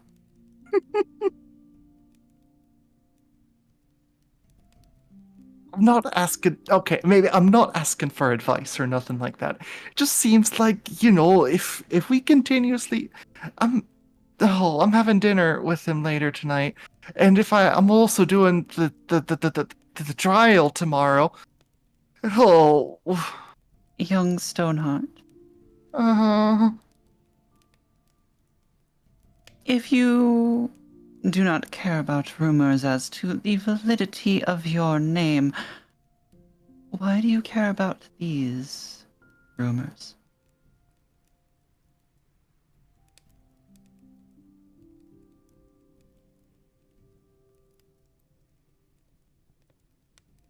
um,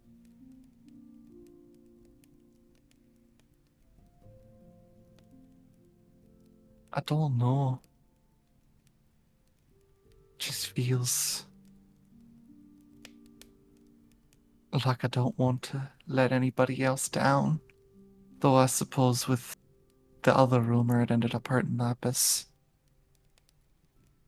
Oh.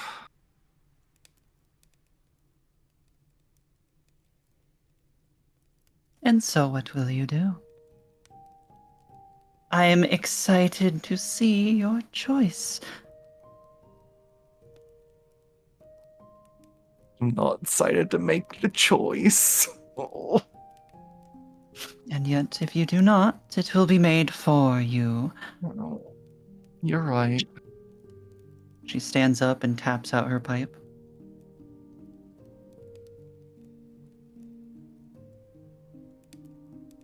Appreciate the conversation, Luella. And I as well. Good luck, and that is a third favor. I was about to ask if that was a third. Oh, okay. 3 favors it is. I'm gonna get you on 1 favor at one point, I'm sure. I wish you luck on that. She's going to start leaving. Topaz will just stay there, still working on their pipe, and just kind of turn their back to the railway that they were sort of leaning against, and just take a deep sigh and kind of slink down onto the ground and just like, this is not a good situation. Drama. Drama. All right, and at the conclusion of this scene, we pan over to the other side of the topiary gardens as Oleander. You have an arrangement to meet with Dame Leonora. She stands Yes. outside. Yes, she stands outside. Standing almost in a militaristic fashion, just hands at the small of her back, and she is awaiting your arrival.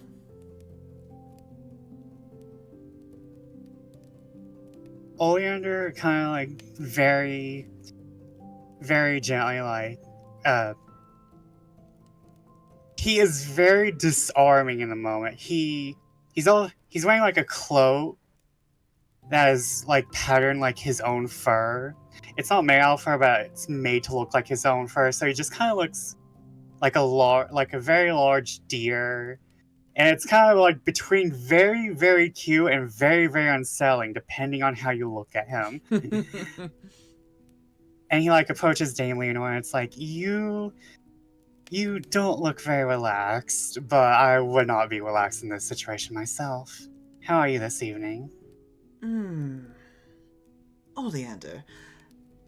Admittedly, I could be better. But I was surprised and, admittedly, a little grateful to receive your letter. I've been wanting to speak to you as well, and I'm quite certain that you can guess why. I presume it's about the rumors, but things tend to come out of the blue here, so feel free to further enlighten me. And he'll like begin walking. However, he'll like slow his pace to match hers because she's small compared to She's him. very small. So yes, you walk at her pace and taking a turn about the gardens, and she says, I'm going to be perfectly blunt.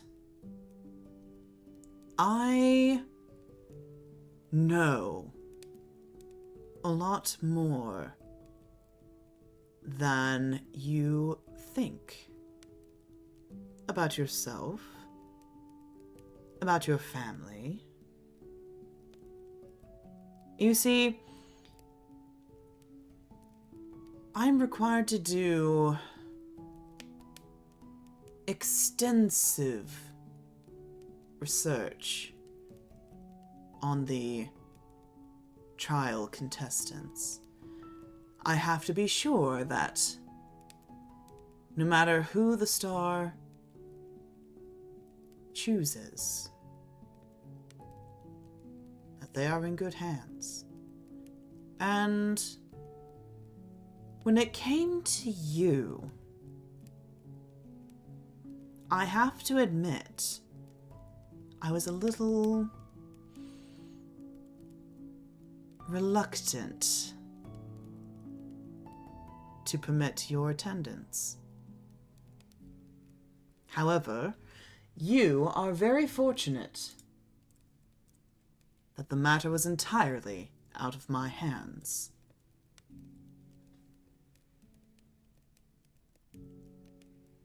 So, what I want from you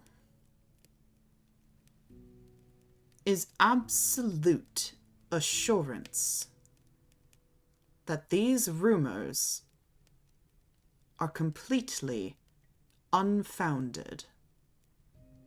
Because if I find any hint of deception on your part, Oleander Bloodthorne, she rests a hand at the sword on her hilt.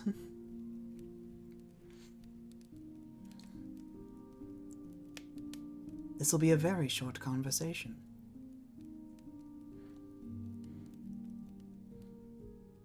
Oleander gives his very large, genuine smile, because he does truly mean this. I assure you, there is no weight to those rumors. They are what they are, and are probably based on my researches and my papers. Nothing more. Something taken out of hand. Yes, your research. All about witches. which is history, which is artifacts, and more recently, which is weaponry. I'm sure you can imagine how that might leave me feeling a little unsettled.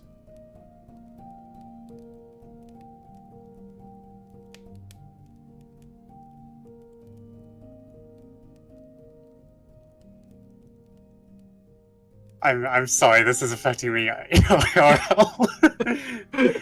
Take your time. Take your time. She is a good interrogator.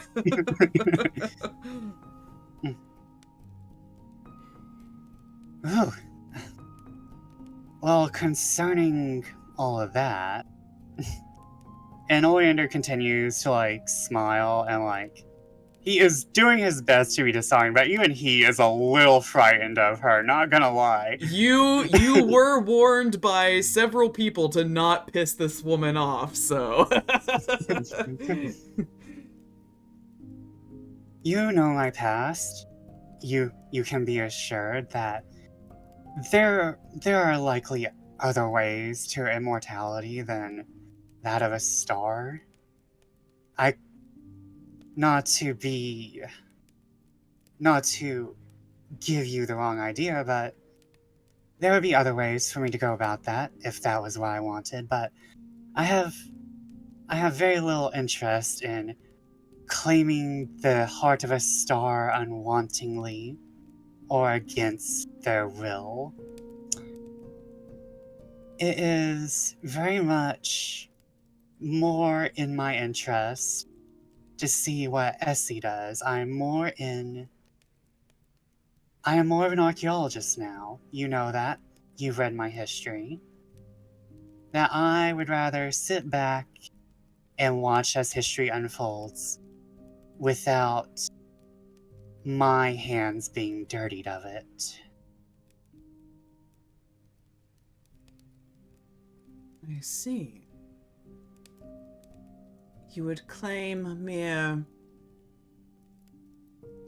academic interest in not just your areas of expertise, but the events unfolding here.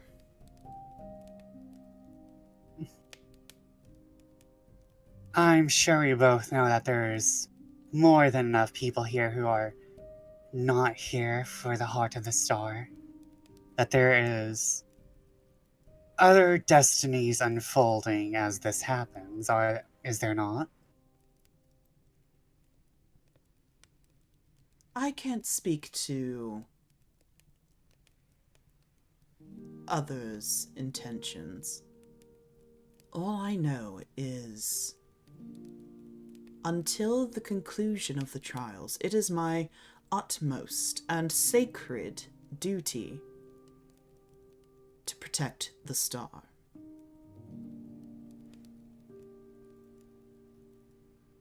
And as of right now,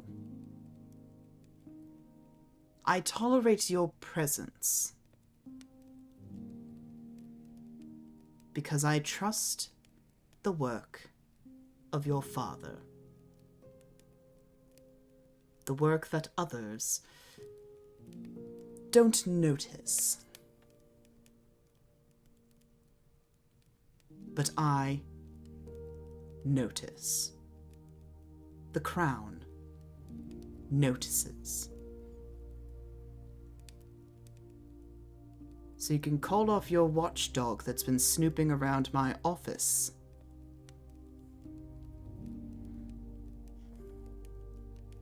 Don't worry, the dog has already ran back to his house. Good. I'm glad to hear it. So, Oleander. Tread carefully. I will be observing you.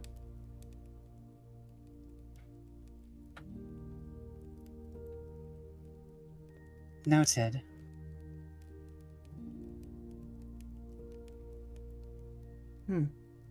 She gives you one more appraising look.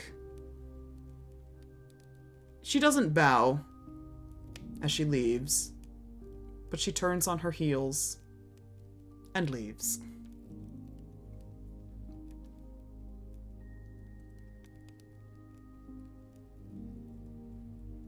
Oleander was going to go collect some flowers after that, but he's just going to go back to his room. It's like, let's not collect poison right now. We're in enough trouble. She does not fuck around. All right. All right, Oleander, you return to your rooms to decompress after a very stressful situation. Next up, Luella. You wanted to seek out a conversation with Gwyn, I believe. Yes, where would one find Gwyn?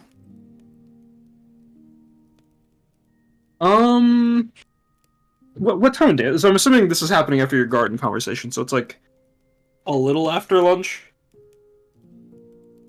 I gotta keep it real. Gwyn's got no fucking hobbies. You could probably find him wandering around, like... You could honestly find him, like, pacing around the castle, probably in the nicer parts sightseeing, if you wanted to grab him. Yeah, Luella's gonna find a servant, ask, yeah, where can I find Gwyn?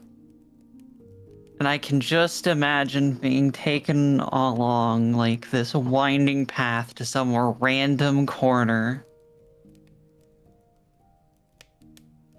And I'm guessing Gwyn is, like, looking at a fancy vase or something. I think maybe, like, on a banister on the outside, looking down at some cats playing by the fountain or something. Does Dame Leonora have cats? If she was a good character, she would. Yeah, there could be some stray cats on the estate, sure. Like barn Not cats. pet We've got cats? stables, yeah. I mean, yeah, like I'd imagine, like, if you're rich, you just have animals in your house because you can afford to have animals in your house. Probably dogs, an ostrich. I'm sorry, but I'm imagining Dame Leonora, like, very exasperatedly, but secretly enjoying feeding the stray cats. Oh, that's very It's her cute. quiet time. That's very Like- cute. Doing it herself in, like, the early morning and late night. She'll be like, oh, why are there so many stray cats about? I can't let the guests see it. Also her feeding the cats. Feeding the cats, petting the cats, Yep, baby yep. talking the cats.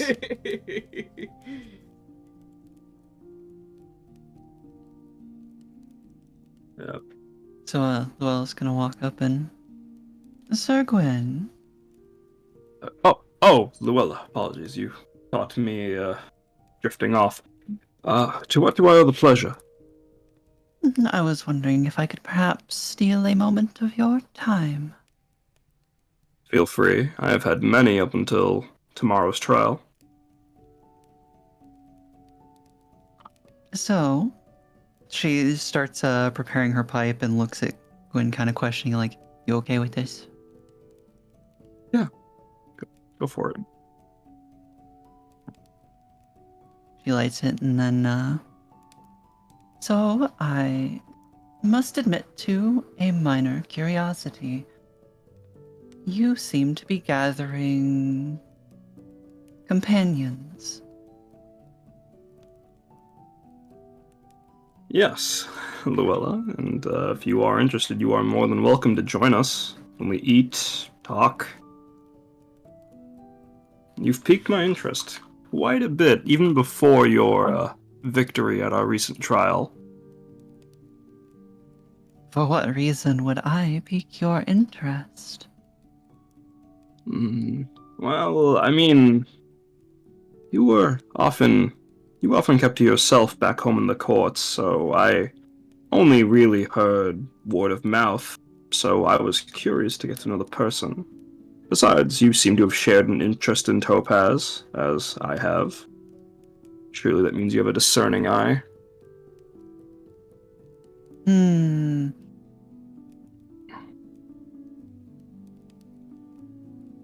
must admit, my curiosity lies more in the direction of... Why are you gathering so many companions? As I have told them, Luella, and as I will tell you now, we are surrounded by greatness. Individually, there is very little chance to ensure that we could make it past trial and trial. But perhaps, not necessarily covering each other, but a little bit of leeway here and there out of the name of friendship, we might hedge our bets closer in our favors. So all for success in the trials, hmm? I'm sorry, could you repeat that? The words didn't click in my head. So all for the purpose of success in the trials, hmm? Yes, and it would be remiss of us to not acknowledge that there are benefits people seek outside of claiming the wish. Alliances do last outside of these halls. That is true, as which seems to be your goal? No. I No? intend to win, Luella. As I can only assume you do as well. There's been no hint as to what you desire out of this experience. And I take it sniffing around will yield naught for me, so... I ask you directly. Do you wish to claim the star, Luella? I think that most here do. I think that you do not.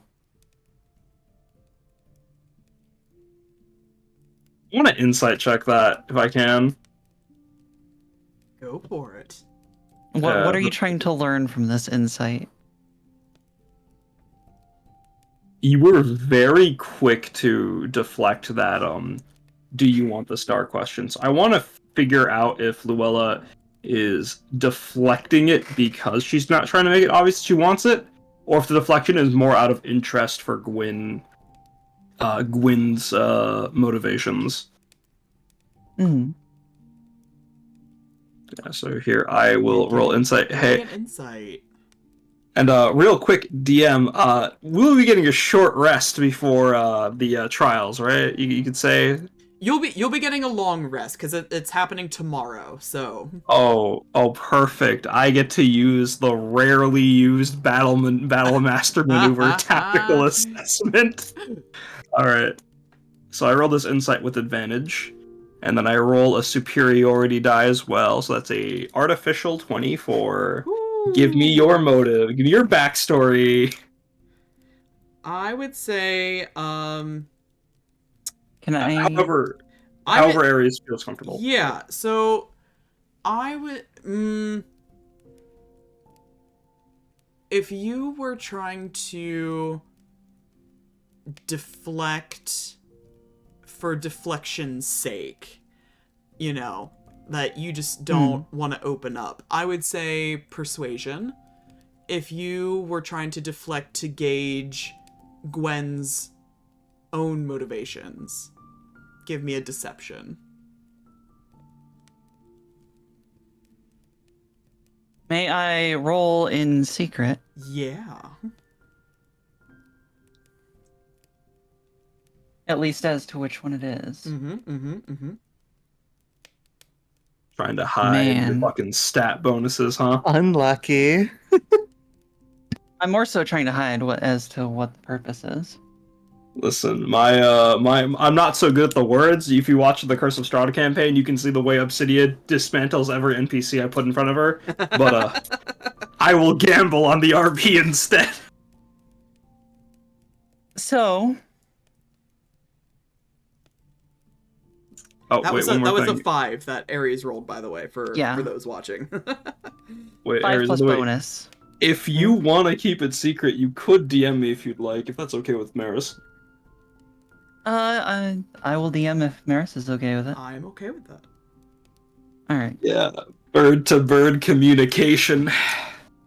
This little secret was brought to you by, I don't know. It was brought to you by the Tactical Assessment Battlemaster Maneuver. It is awful in every campaign style but this.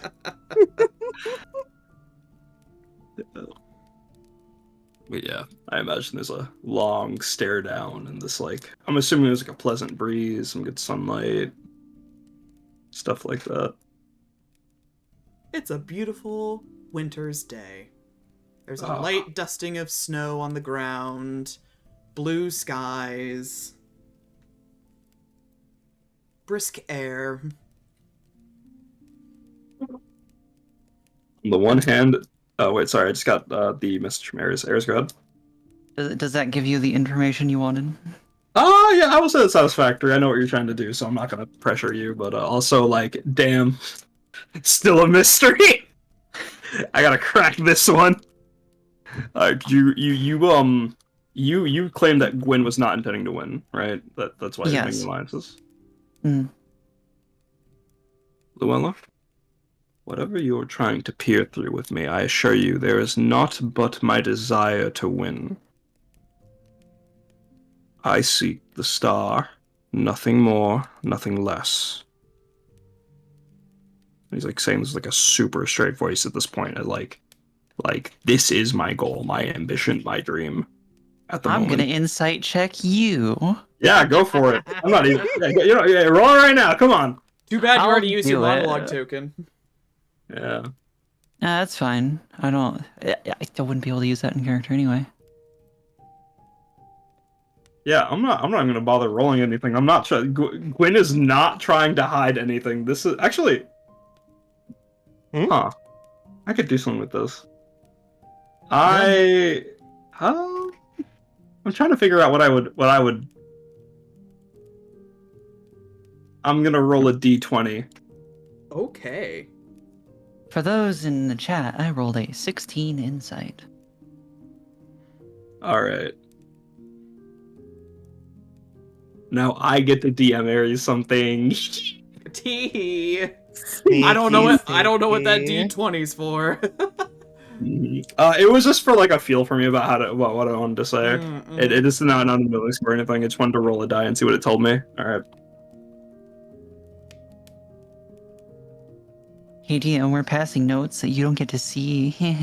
No, I will be asking for those. Yeah, we can screenshot and send them to him after I send this one. The DM needs to know. But my goals of keeping my motivation secret from even the DM. No, the DM Well, I mean, needs to know. Does the DM really need to know? There are no secrets from the DM, shakes fist. Even God cannot peer within my mind. All right, I think I worded that as best as I could. Ares, am I good to screenshot these and send it to Maris? I already sent mine, but yeah. I'll send both. Cool. Maris, you can give your best reaction for the audience so they can like try and guess or try and piece shit together. Alrighty, let's see what the kids are cooking.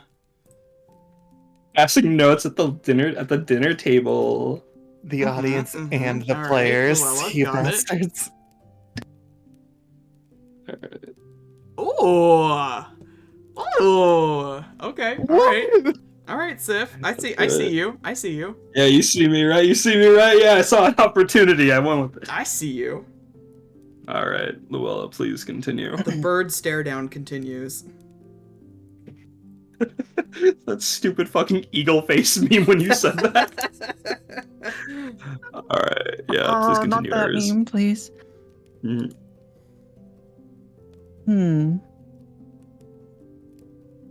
So you do seek the star. For some reason, I feel that that is not all that you are wanting to gain from this, though.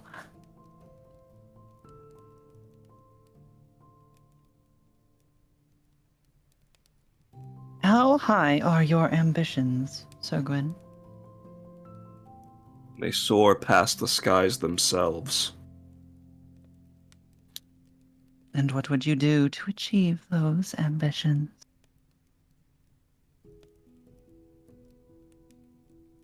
He like smirks and looks at her. Perhaps you'd be better at telling me the depths you'd go for your ambitions, and how low they could go.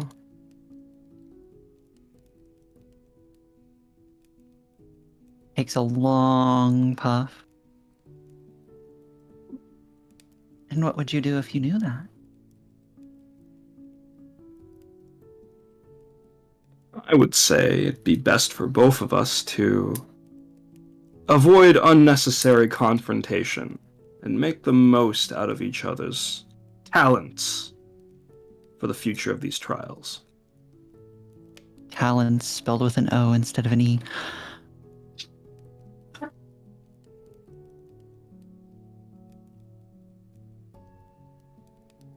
Do you think that if we both seek the star, we could both work cooperatively? To a point, but I take it given tomorrow's trial, I'd rather avoid any poisons sent my way. Hmm. And who will you be choosing as the cream of the crop for this trial?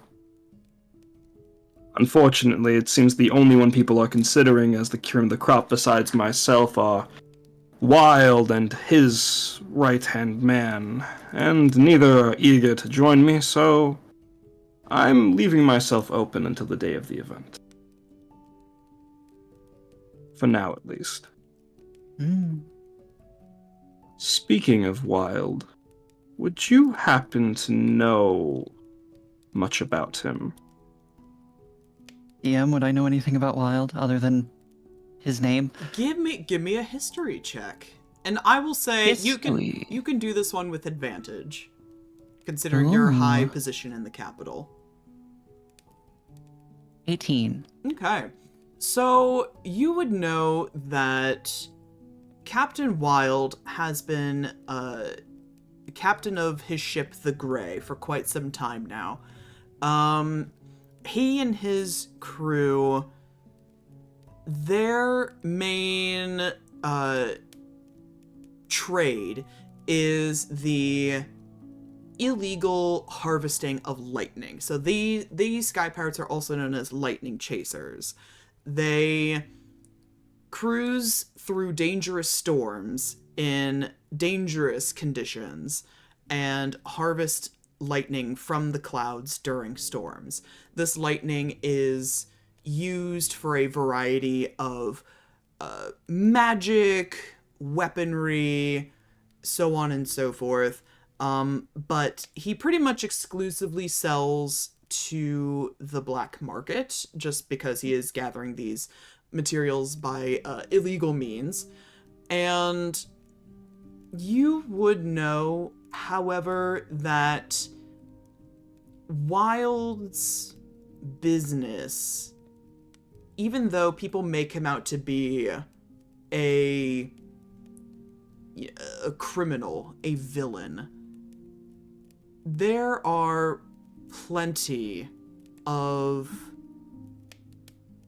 consumers who are not criminals, who do under-the-table dealings with him.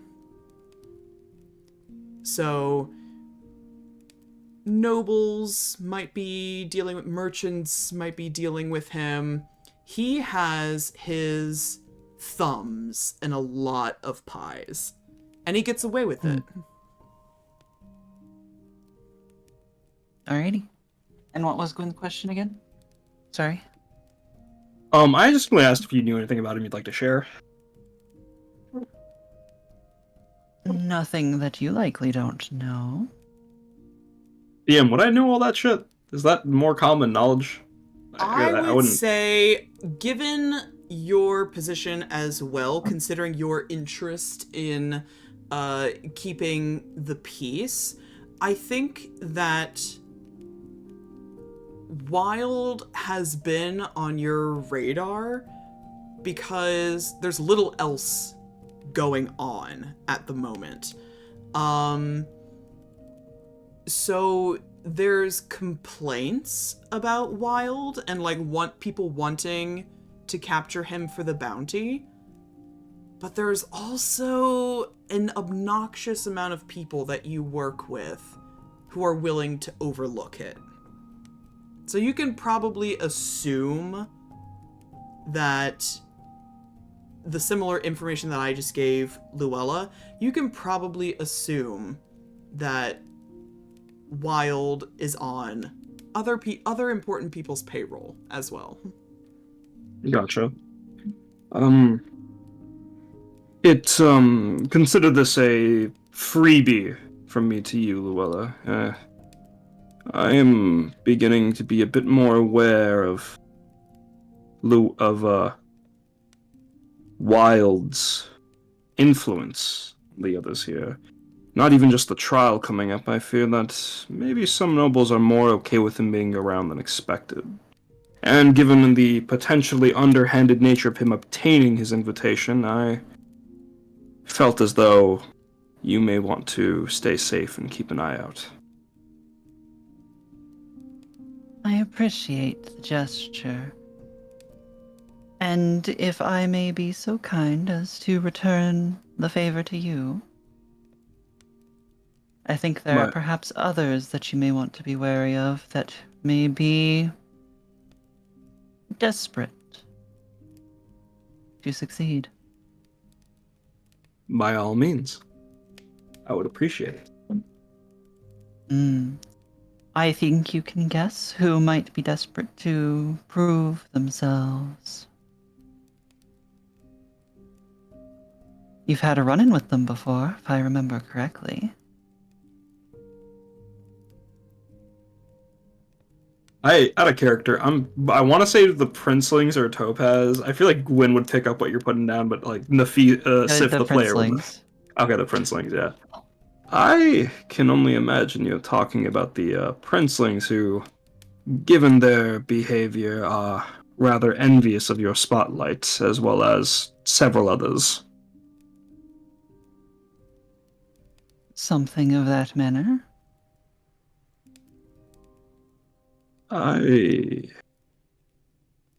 We're here, we're equals, and I trust that you would only use this knowledge to hurt them, but I have nothing but contempt for those two brats, so if I can see an angle to knock them down a peg or two, I will be hopping on that.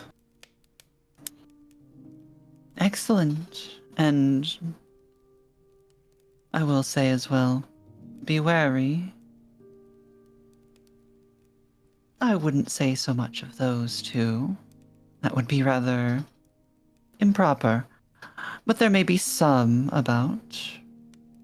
I'm sure you can guess a few people who might stoop to less than honorable means.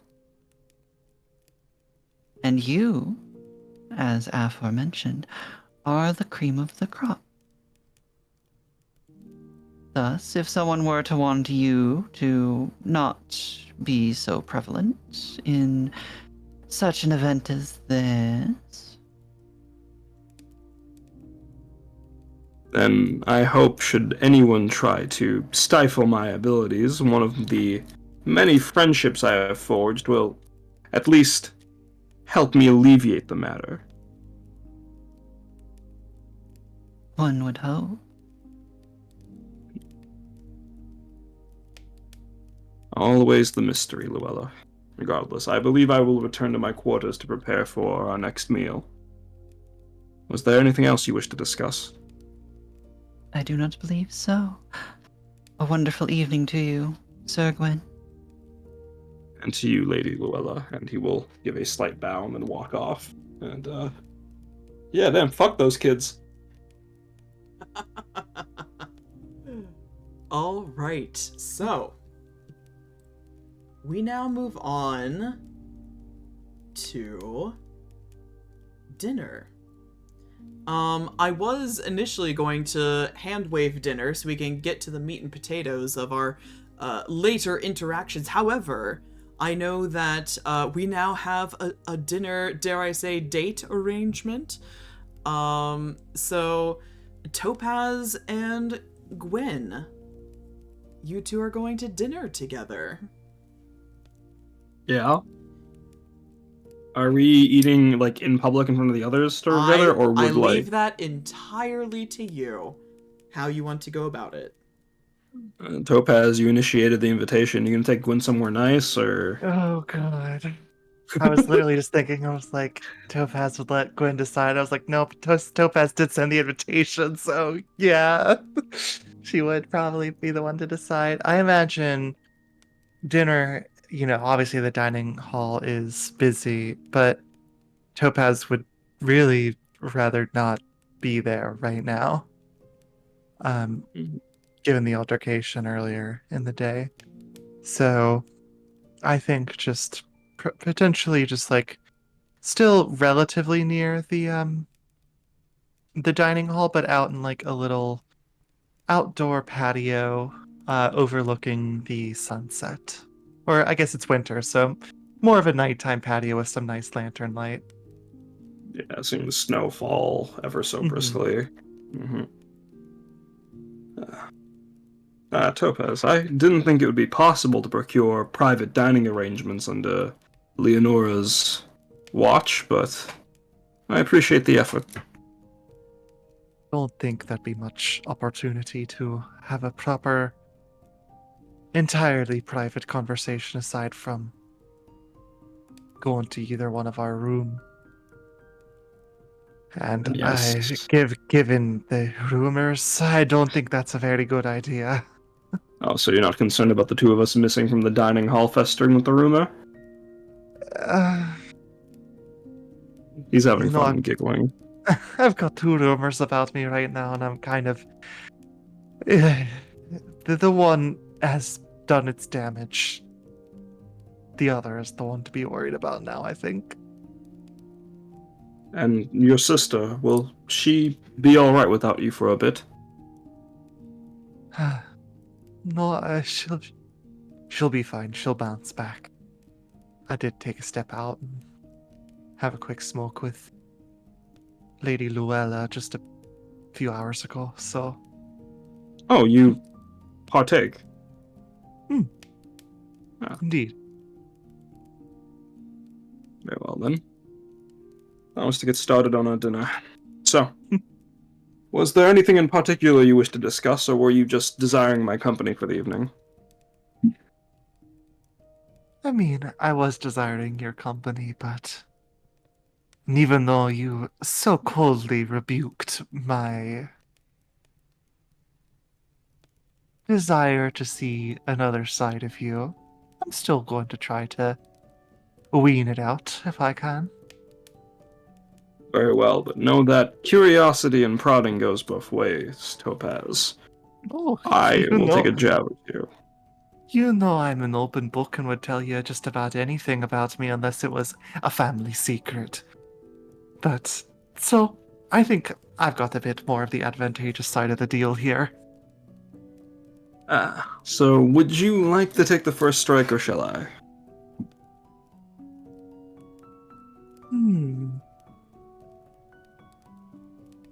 I think I'll take the first strike. You seem altogether so very well put together, and nothing seems to get under your skin. Can't imagine it was always that way. But your parents must have given you quite the upbringing for you to be so inclined to this sort of thing. Am I wrong?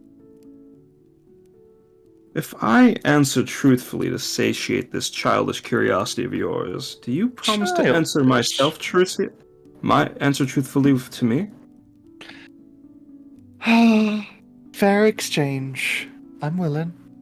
Very well, since you already know that silly rumor about me coming up from the bottom is... Well, I can confirm that's true, and as for my parents, I didn't have any.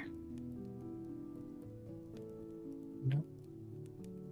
I was orphaned, Topaz. I started from much lower than rock bottom, in the dirtiest piles of mud this kingdom has to offer. Now, as he puts his fork and knife down and crosses his hands. For you, I remember hearing back when I was looking into reports about criminal activity, since that's all my job really deals with after a certain point. A silly rumor that I was wondering if you could confirm or not. That Topaz Stoneheart had been Working with the black market to obtain materials and goods for luxury clothing.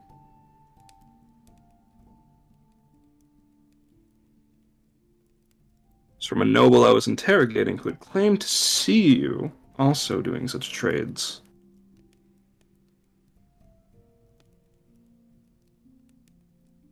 To what depths do you stoop to accomplish your dreams, Topaz? How far would you go to make a masterpiece? And I wanted to be clear, he is not staring at you with like an accusing stare or like a judgmental stare. This is genuinely that childish curiosity that you saw that night peering through is there. And it's like terrifying to kind of see it angled in a more like unaware of the maliciousness of the question way.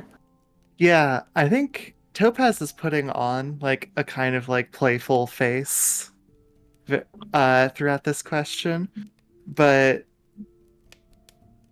takes a moment and just answers, you know, I simply asked you about your history, and here you are trying to pry if whether or not I'm a criminal. Though Well, I did say I'd answer you honestly. There's truth to the rumor. I do tend to source some of my clothing from well beyond the wall. They've got some fine fabrics out there. Can't afford to not know and be up to the latest trends. Simple as that.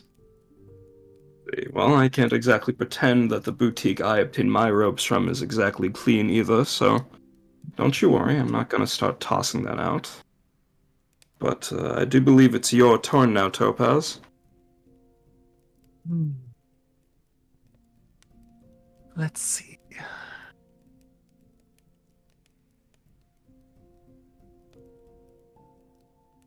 You fought in many battles, and I must say, I mean this with no disrespect. But I can't say I really paid much attention to the war effort and all that stuff. Business was a bit more important to my family at the very least. Whether or not that's a product of my upbringing, you come to whatever conclusion you like. But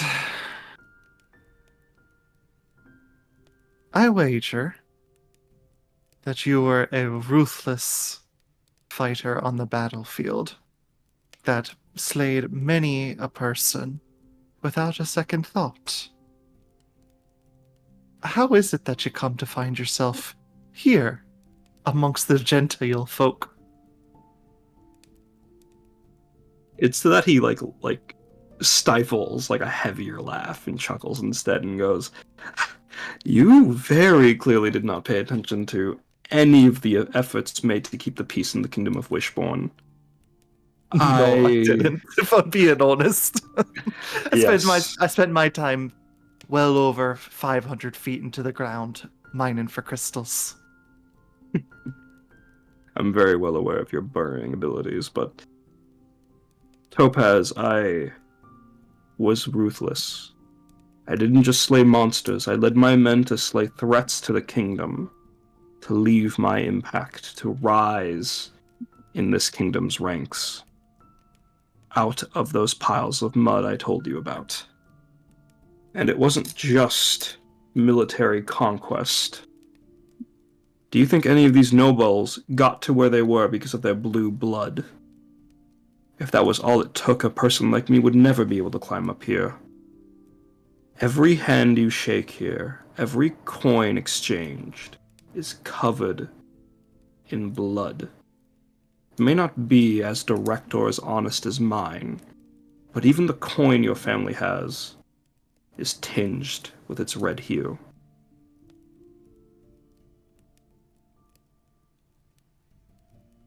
Now, I believe it is... Oh, go ahead. Just as a small follow-up. You view this as much of a battlefield as you do physical combat, is what I'm gathering.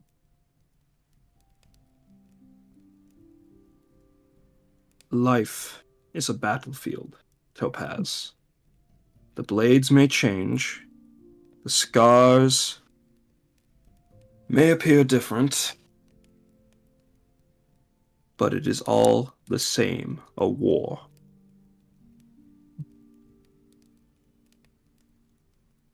Now, for my next strike.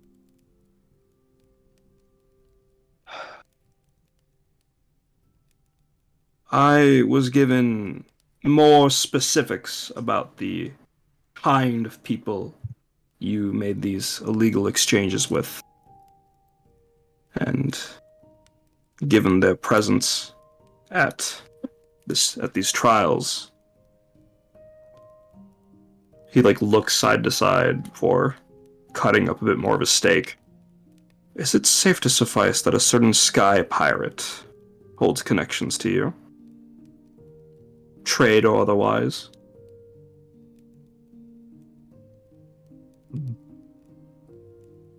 Oh, you really are all business, aren't you? I'm having my own kind of fun too, Topaz. Mm-hmm.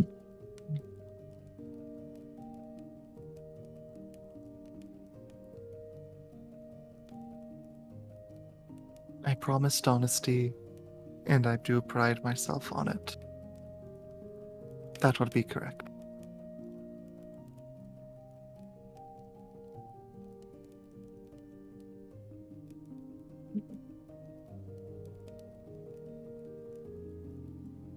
Is that all you wish to know about that? As a follow-up, and you need not answer this honestly or at all.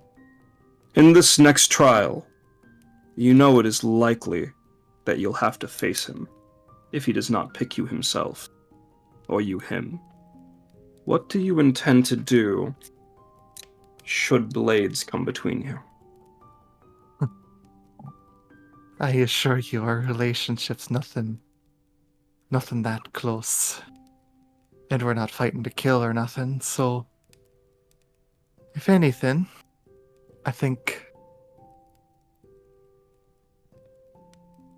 at least he would relish the opportunity. I want to insight that. The relish the opportunity, as in, would he enjoy combat with you, or is there, something more there? If that's okay, Lily and Maris. Yeah? By all Okay. means. Say, if you're inciting Topaz, continue to yeah. mistrust each other. Alright, we're doing this again as well. Mhm. Tactical Yeah. assessment. Insight with advantage. And that's 17 total. I have a -1 on charisma, Woo! so this my chances are very unlikely. Got this. No. No. That's an 8. That's an 8.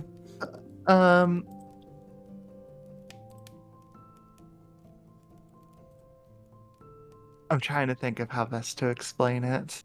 You're good. Yeah, so you get that Topaz is hiding a little bit. I would say you can get that they are not looking they would not look forward to it. But there's something else there that it's just well, if it comes to that, it would probably be fine. But kind of feeling. There's definitely unsure. some hesitancy in even if their outward appearance was, yeah, it's fine. It's probably fine.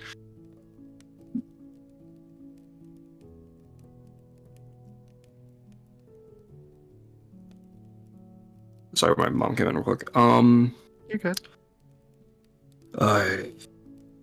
I think I see. Topaz, tomorrow, regardless of whether or not you wish to work together, I intend to win.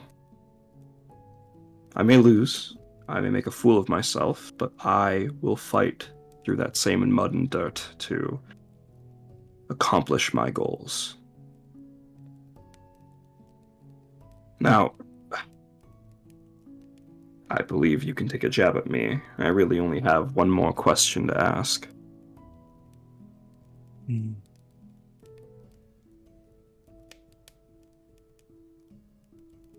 Have you ever been in love before?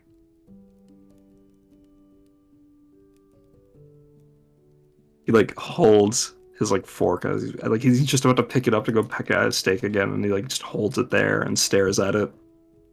Looks at his reflection, the sheen and the silver. He looks up at you and goes, "Yes, but I fear it is not the type of love that you would be intrigued with. It still holds its claws around my heart and mind."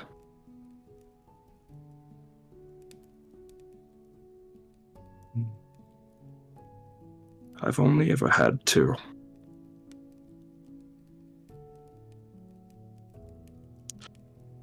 Now, I believe you said I was all business.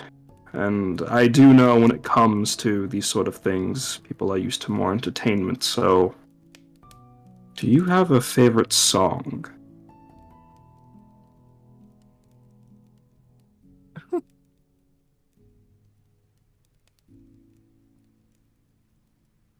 I do. I'm not sure if it's one that you'd find around these parts. But there's many opportunities to educate oneself and discover new things beyond the wall.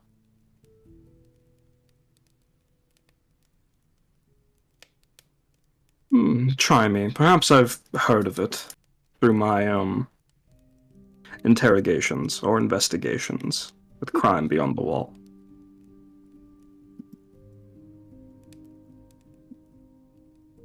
Getting a date on something real quick. Yeah, go for it. I don't know. It's Maris's world. We could say something as modern. No, as I know the rules. We've talked about this. Oh, DM. What do you mean I can't reference Star Wars in this campaign?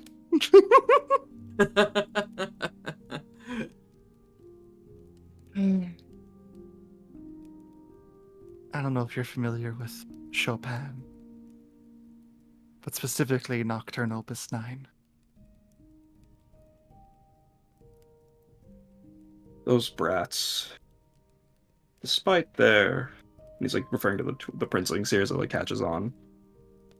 Despite their nature, they do bring back things now and again, and care not for who hears or sees them in the halls.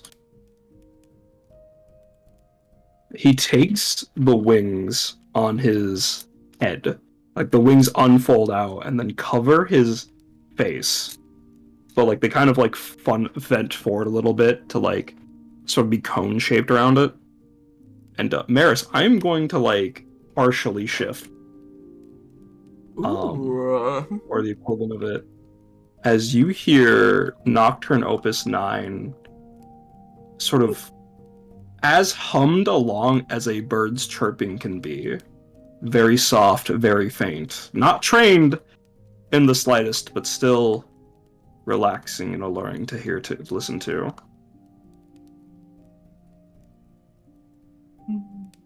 Da-da-da-da-dum, da-dum, da-da-dum, da-da-dum. Just continues on, and you see Topaz just strikes a very, very calm expression. Given technology as it is, the only real experience that...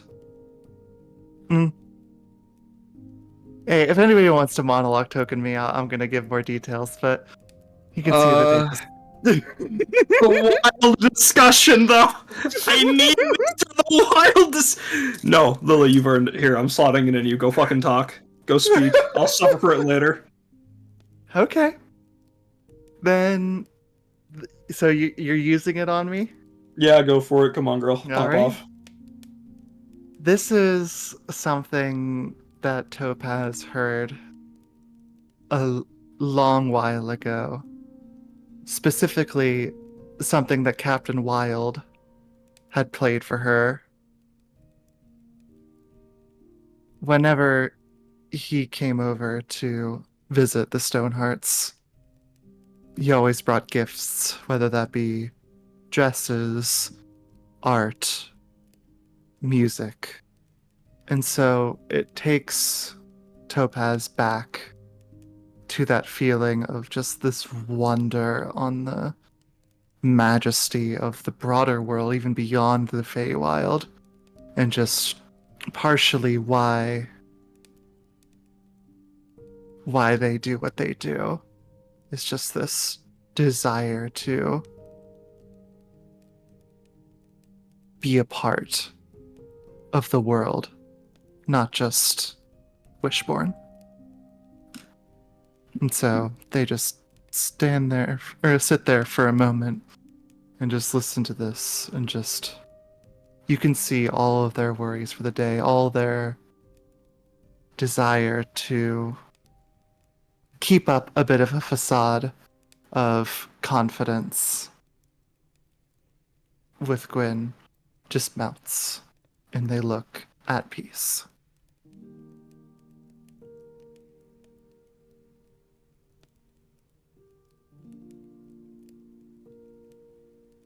As the tune finishes and he'll de-shift, quote unquote, the wings pull back. There were rumors about the sounds that were made in the castle late at night. I do hope you can keep a secret. I think so. I can do that for you. Thank you, Topaz. And with that, I think they will finish their dinner. Unless there's anything else you wanted to talk about, Lily. No, I think that's good.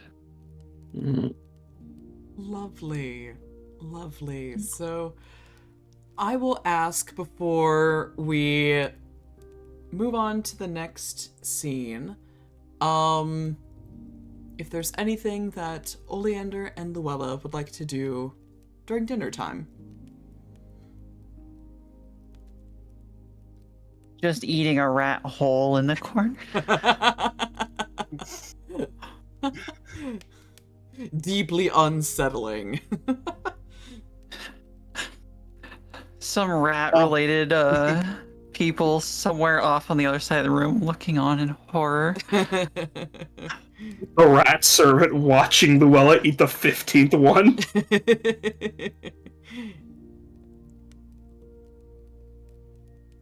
Oleander has taken dinner in his room because he's just like, I'm afraid. Oh, buddy. All right.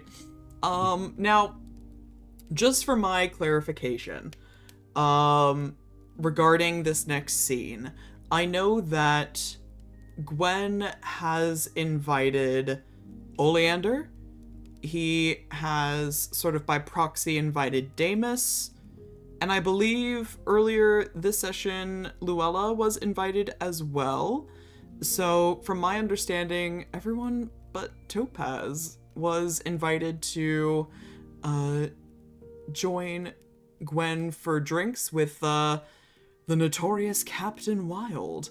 Although, Topaz, you did receive an invitation from Captain Wilde to join this little gathering. Is that a invitation you will be accepting?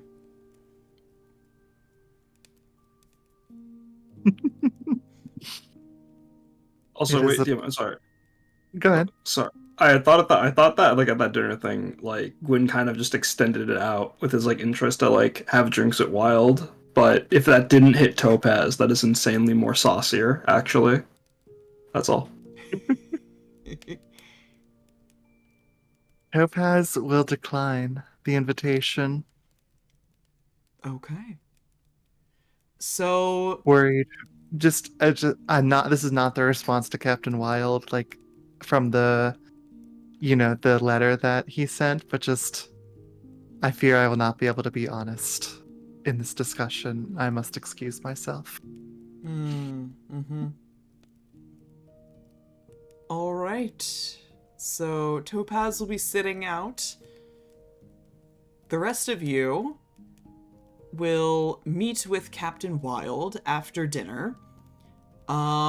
He has arranged for the gathering to take place in the den, which is kind of like a dark wood-paneled room with like large opulent pieces of artwork on display. There's a wide fireplace with the fire roaring at its hearth. There is a bar for people to, have their libations of choice. It's a very dark but very cozy atmosphere. And you find the man in question. He's already helped himself to a beverage. He's got a tumbler in his hand, and he is casually draped across one of the armchairs that is in the room. And of course, ever in his shadow, Skalm is also present as his second for this meeting. And Skalm seems to be sitting a distance away. He definitely appears to be more of like in a bodyguard situation where it doesn't look like he's going to intend to actively participate in any discussions. He is essentially the muscle. Yeah.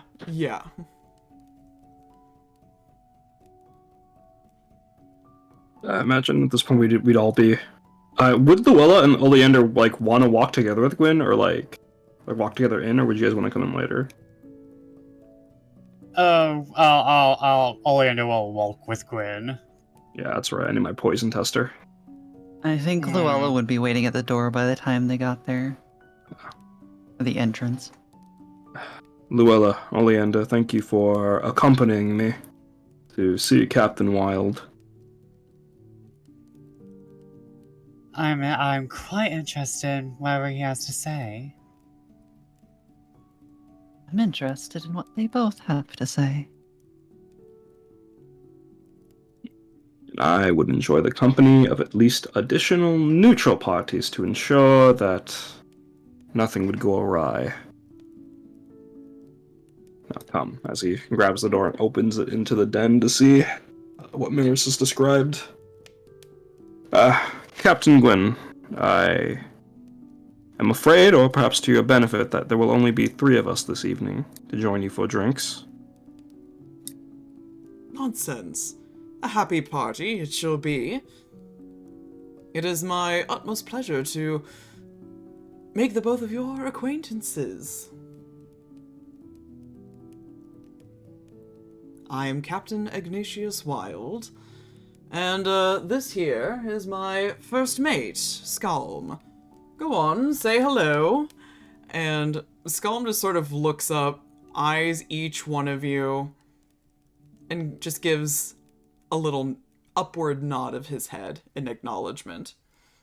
Ugh, not one for conversation, this one, though I suppose that is a part of his undoubtful charms.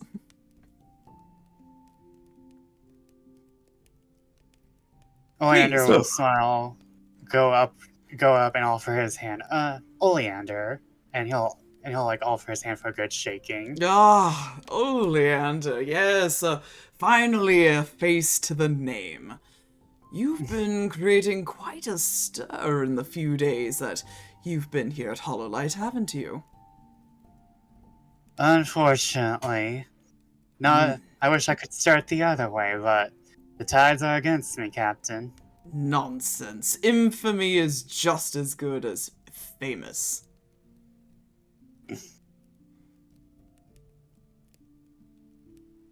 And Oleander will go and start to pour himself a brandy.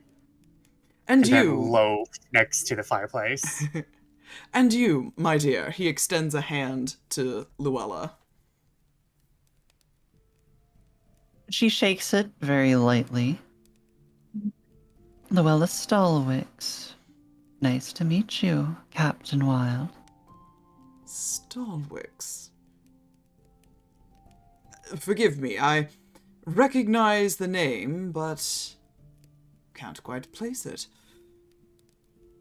Are you in the capital, perhaps? Indeed, although, given your line of work, I wouldn't expect us to have met. Of course not. I thank you for joining us. I simply wanted to offer Sir Gwyn a heartfelt congratulations for his wartime efforts and victories. I've had many first-hand accounts of the events. Though he doesn't speak much, Scalm does speak highly of you, sir. Wynn's not going to respond to that and just take a seat. And I think it only right that two adventurous sorts of men become well acquainted. We're not so different, you and I. We clearly both have an eye for talent. You just seem to sail for used goods. Kind of hurts him to say that. Perhaps. I would prefer to think of it as rescued. After all, I don't... Once something is in my care, I don't abandon it all that quickly.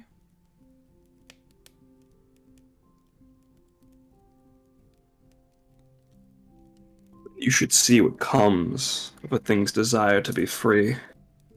You may not look at it so warmly.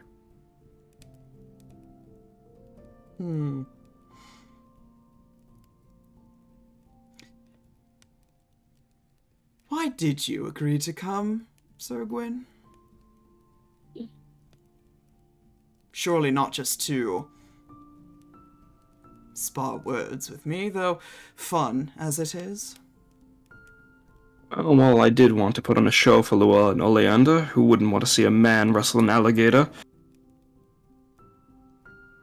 I wanted to know you.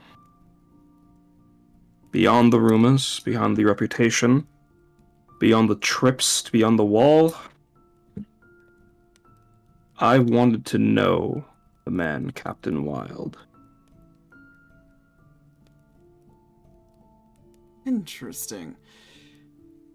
You think that you would find him any different than the stories?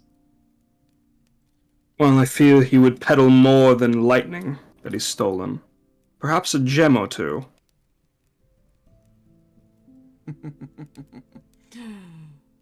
Yes, well, lightning is a expensive commodity. People are willing to pay a pretty sum for it. And trade plenty for it. I only take fair offers. It's just good business, after all.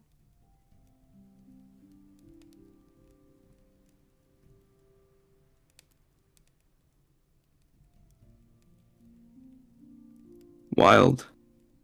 That facade you put on. The cockiness, the bravado, the confidence in Gwyn. Is Wilde still standing? Or is he sitting now? No, he's back to sitting down. Yeah. That cockiness, that bravado you put on. Is that who you truly are? Is that not the mask? Is there something more you wish to hide? We are who we choose to be, Wilde. And not every decision you make is with that bravado, is it? You presume to know a lot about me. I assure you, what you see is precisely what you get. You call it cockiness, arrogance, perhaps. I call it surety, experience. Just like you, I've had to work my way to where I am. I have fought tooth and nail for everything that I have. Yet while that experience you so claim has led you to your place, it still limits you, keeping things out of your reach. I don't wear a mask, Wilde. I know what I am, and I won't let anything stop me from taking things out of reach that I want. A thing, a person, just so far out of your reach. I was the only one that walked off during that kerfuffle at breakfast today. Yes, I have noticed you've gotten awfully familiar with the Stonehearts. What interest could they possibly be to you? Like I mentioned, Wilde, you and I both have a discerning eye for diamonds in the rough. So you have intentions towards Mick Stoneheart, do you? Just as I have intention. The rumors are true? I want to insight check that, hold on. I can't tell if he's trying to tease me or if he's like genuinely curious or jealous or envious. Go ahead and make I your wanna- roll. Yeah. Yeah, I don't need these fucking die anyway. We're doing this again. Tactical assessment. That's my third one. Insight with advantage. That is a 17 plus another one. That's 18 total.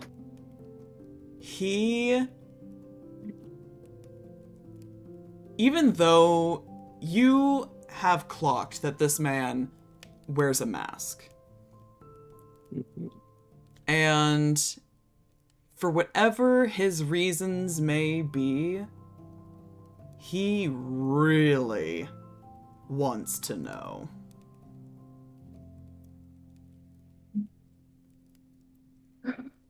Captain Wilde, I thought you were one above this sort of childish gossip. Nonsense. No one is above a good bit of gossip. If it helps or clouds your judgment any further, we did just have dinner together.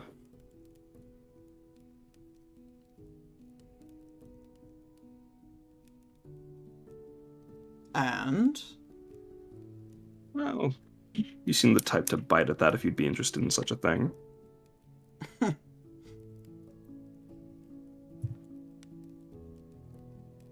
Regardless, I do take it that you shouldn't be showing such a key interest in dear Topaz, especially in front of more than just me. As like, Luella and Oleander, I'm assuming they're sitting right next to Gwyn, right? I feel like it's, at least for Luella, she's kind of sitting in a third seat, you know? Yeah, I get you like a scalm distance, you know, scalms away, as they say. No, not a Oleander's skull next away, to- definitely. Within the circle, just off on like the side. Okay. And Oleander's that's staying next to the fireplace.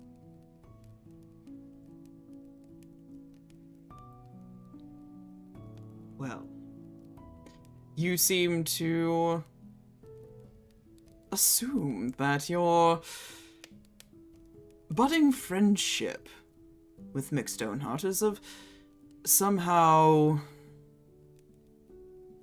concern. Oh, but I know it is. And I don't think we should play around it given how much you've already spoken in front of these two. How this could spread like wildfire already. But dear Wilde, what do you plan to do tomorrow? Because, as clumsy as she can be, I think everyone in this room is aware that Topaz could go a bit farther than one would expect. What do you intend to do when you're forced to aim your blade at them?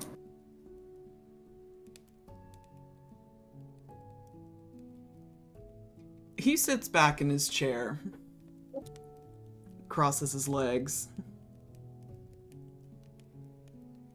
I don't understand.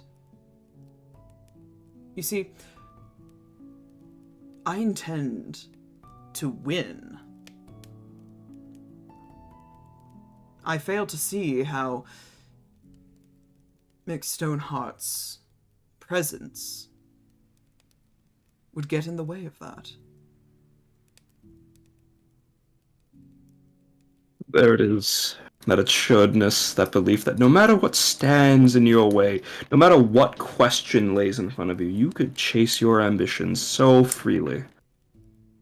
If Skalm has truly given you first-hand accounts, then you are aware, just as how I am, of how easily a person can break another's ambitions, whether it be out of malice or love. Wilde, I don't know if this intention of yours will last into tomorrow, but I will tell you this. I offered Topaz my cooperation in tomorrow's duels. And with them by my side, you know it is likely that you will face me in battle.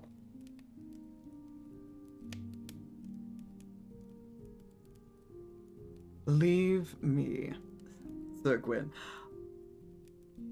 I would love nothing more than to cross blades with you, but I have already promised that honor to someone else.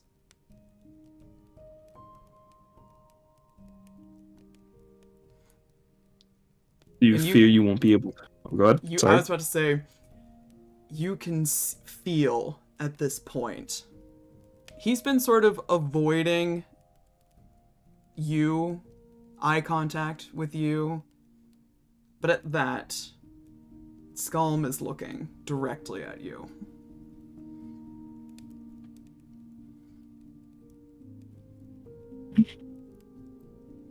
If you decide such an entertaining show is not for your leisure, if you decide that maybe it's not worth seeing such a thing take place if it results in Topaz getting injured, then have you already promised your alliance with Skalm? Or would you take me in his stead?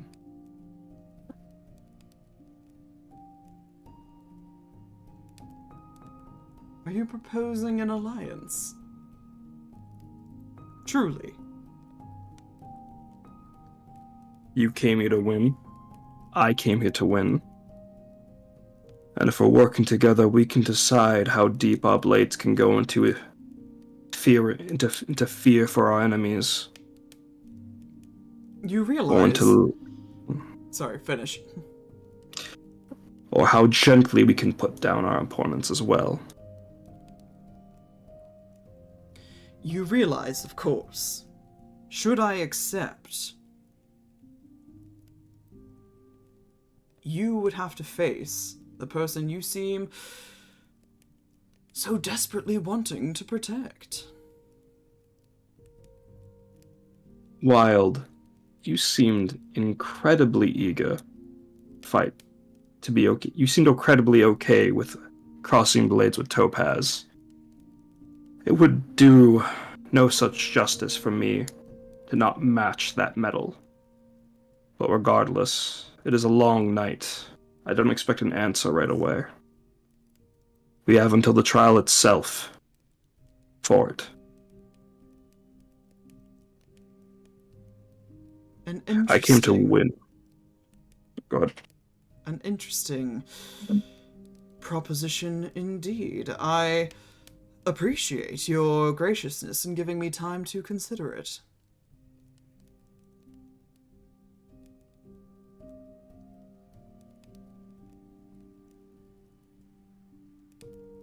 Just know that if you choose to oppose me, Wilde, you won't have to worry about Skalm. No. If he gave you truthful first-hand accounts, then you would know he only bested me once. Yes, he did mention that. And I believe, not to put words in your mouth, sir, but I believe that's exactly why he, wishes to test himself against you yet again. Something about seeing just how far dreams can get you.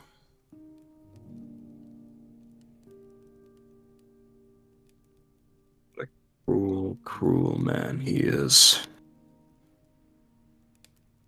Regardless, I think that about covers why we're both here. I think I've gleaned all I can from you for this night. Well, it's been a enlightening conversation, to say the least. You can expect my answer in the morning. I get the feeling I already know how stubborn you'll be. But I will look forward to it regardless. Oleander, Luella, was there anything you two wish to discuss? Any more drinks you'd like to partake in? I've had a perfectly wonderful time so far. Yes, do forgive me for my negligence of my good company. But perhaps under different circumstances, we can have another little chat.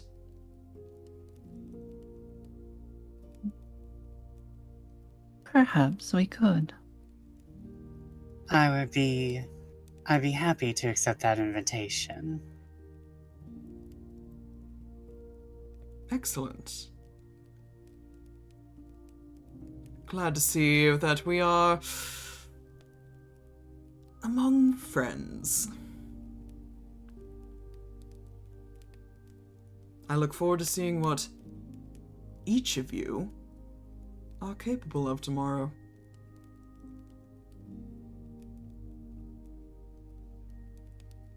I think Luella, as the conversation is ending, blows a nice little smoke monster of a little dragon that steadily starts eating its tail before it dissipates.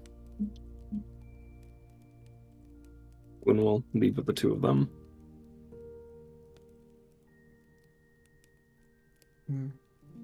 All right. Anything else for this little vignette? For a quick aside outside of the room, Gwyn will go, "Thank you, two, for joining me. I needed eyes to make sure that what I learned wasn't just for me alone. I simply ask that you two keep what you heard tonight a secret. There's no need for Topaz or her sister to suffer from this wildfire." Secrets are costly, Gwyn. I know you, Luella. You and your favors. But I take it you have no interest in seeing her get burned as well.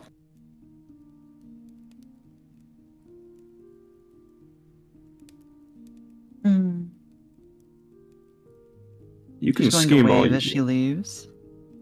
You can scheme all you'd like. I know they've caught your eye. As he waves goodbye to Luella. Oleander, are you alright? I'm quite fine. I was just intaking all of that. I assure you, I have no schemes against the Stoneheart. I appreciate that. Now come, maybe seeing me walk you down to your room may alleviate some of that, uncaring title you've earned. I think this one's gonna stick with me this time, Gwyn. Well, consider it, no favor, a gift from a friend. I'll be sure to cash in on those. Wait, you get that, like, Gwyn's doing you a favor by walking you down. Oh, I'm sorry. I'm sorry. Like, he's not counting it as a favor, he's genuinely just being nice. In contrast to Luella, who is keeping tallies on literally everything. There are two scheming birds. Thank you, never. Gwyn. You will feel obligated to both birds at the end of the campaign. The birds will come to collect. Thank you, I think Gwyn. It assures me that you are willing to do so much for me. Well, you seem like kind of like at a loss for words, and I just think and go. Think nothing of it. Good night. Good night, Oleander. All right. And Oleander will wait until he sees Gwyn go into his own room before he opens his own. That's Oh, the boy's paranoid now. All right. With that, I think we will end our session here. What a wild ride it's been tonight. Thank you guys so much. I asked before session started for each of you to act your hearts out, and by golly, each and every one of you has certainly done that. So thank you 100 times. Tonight was so much fun. And I look forward to the trial, the second trial, the tournament. Next session, which will fall on March 12th, will be our next streaming date. So look forward to it, everybody, because it's gonna get messy. But until then, have a very good night. Be sure to follow each and every one of my players. They are all incredibly talented streamers, creators, artists in their own rights, and they deserve all the love and follows and likes and subscribes. thank you, TM. Yes, have a Thank very, very good night, everyone. It was my pleasure. Take care of yourselves. We'll see you in 2 weeks. Bye-bye. Bye bye. Bye.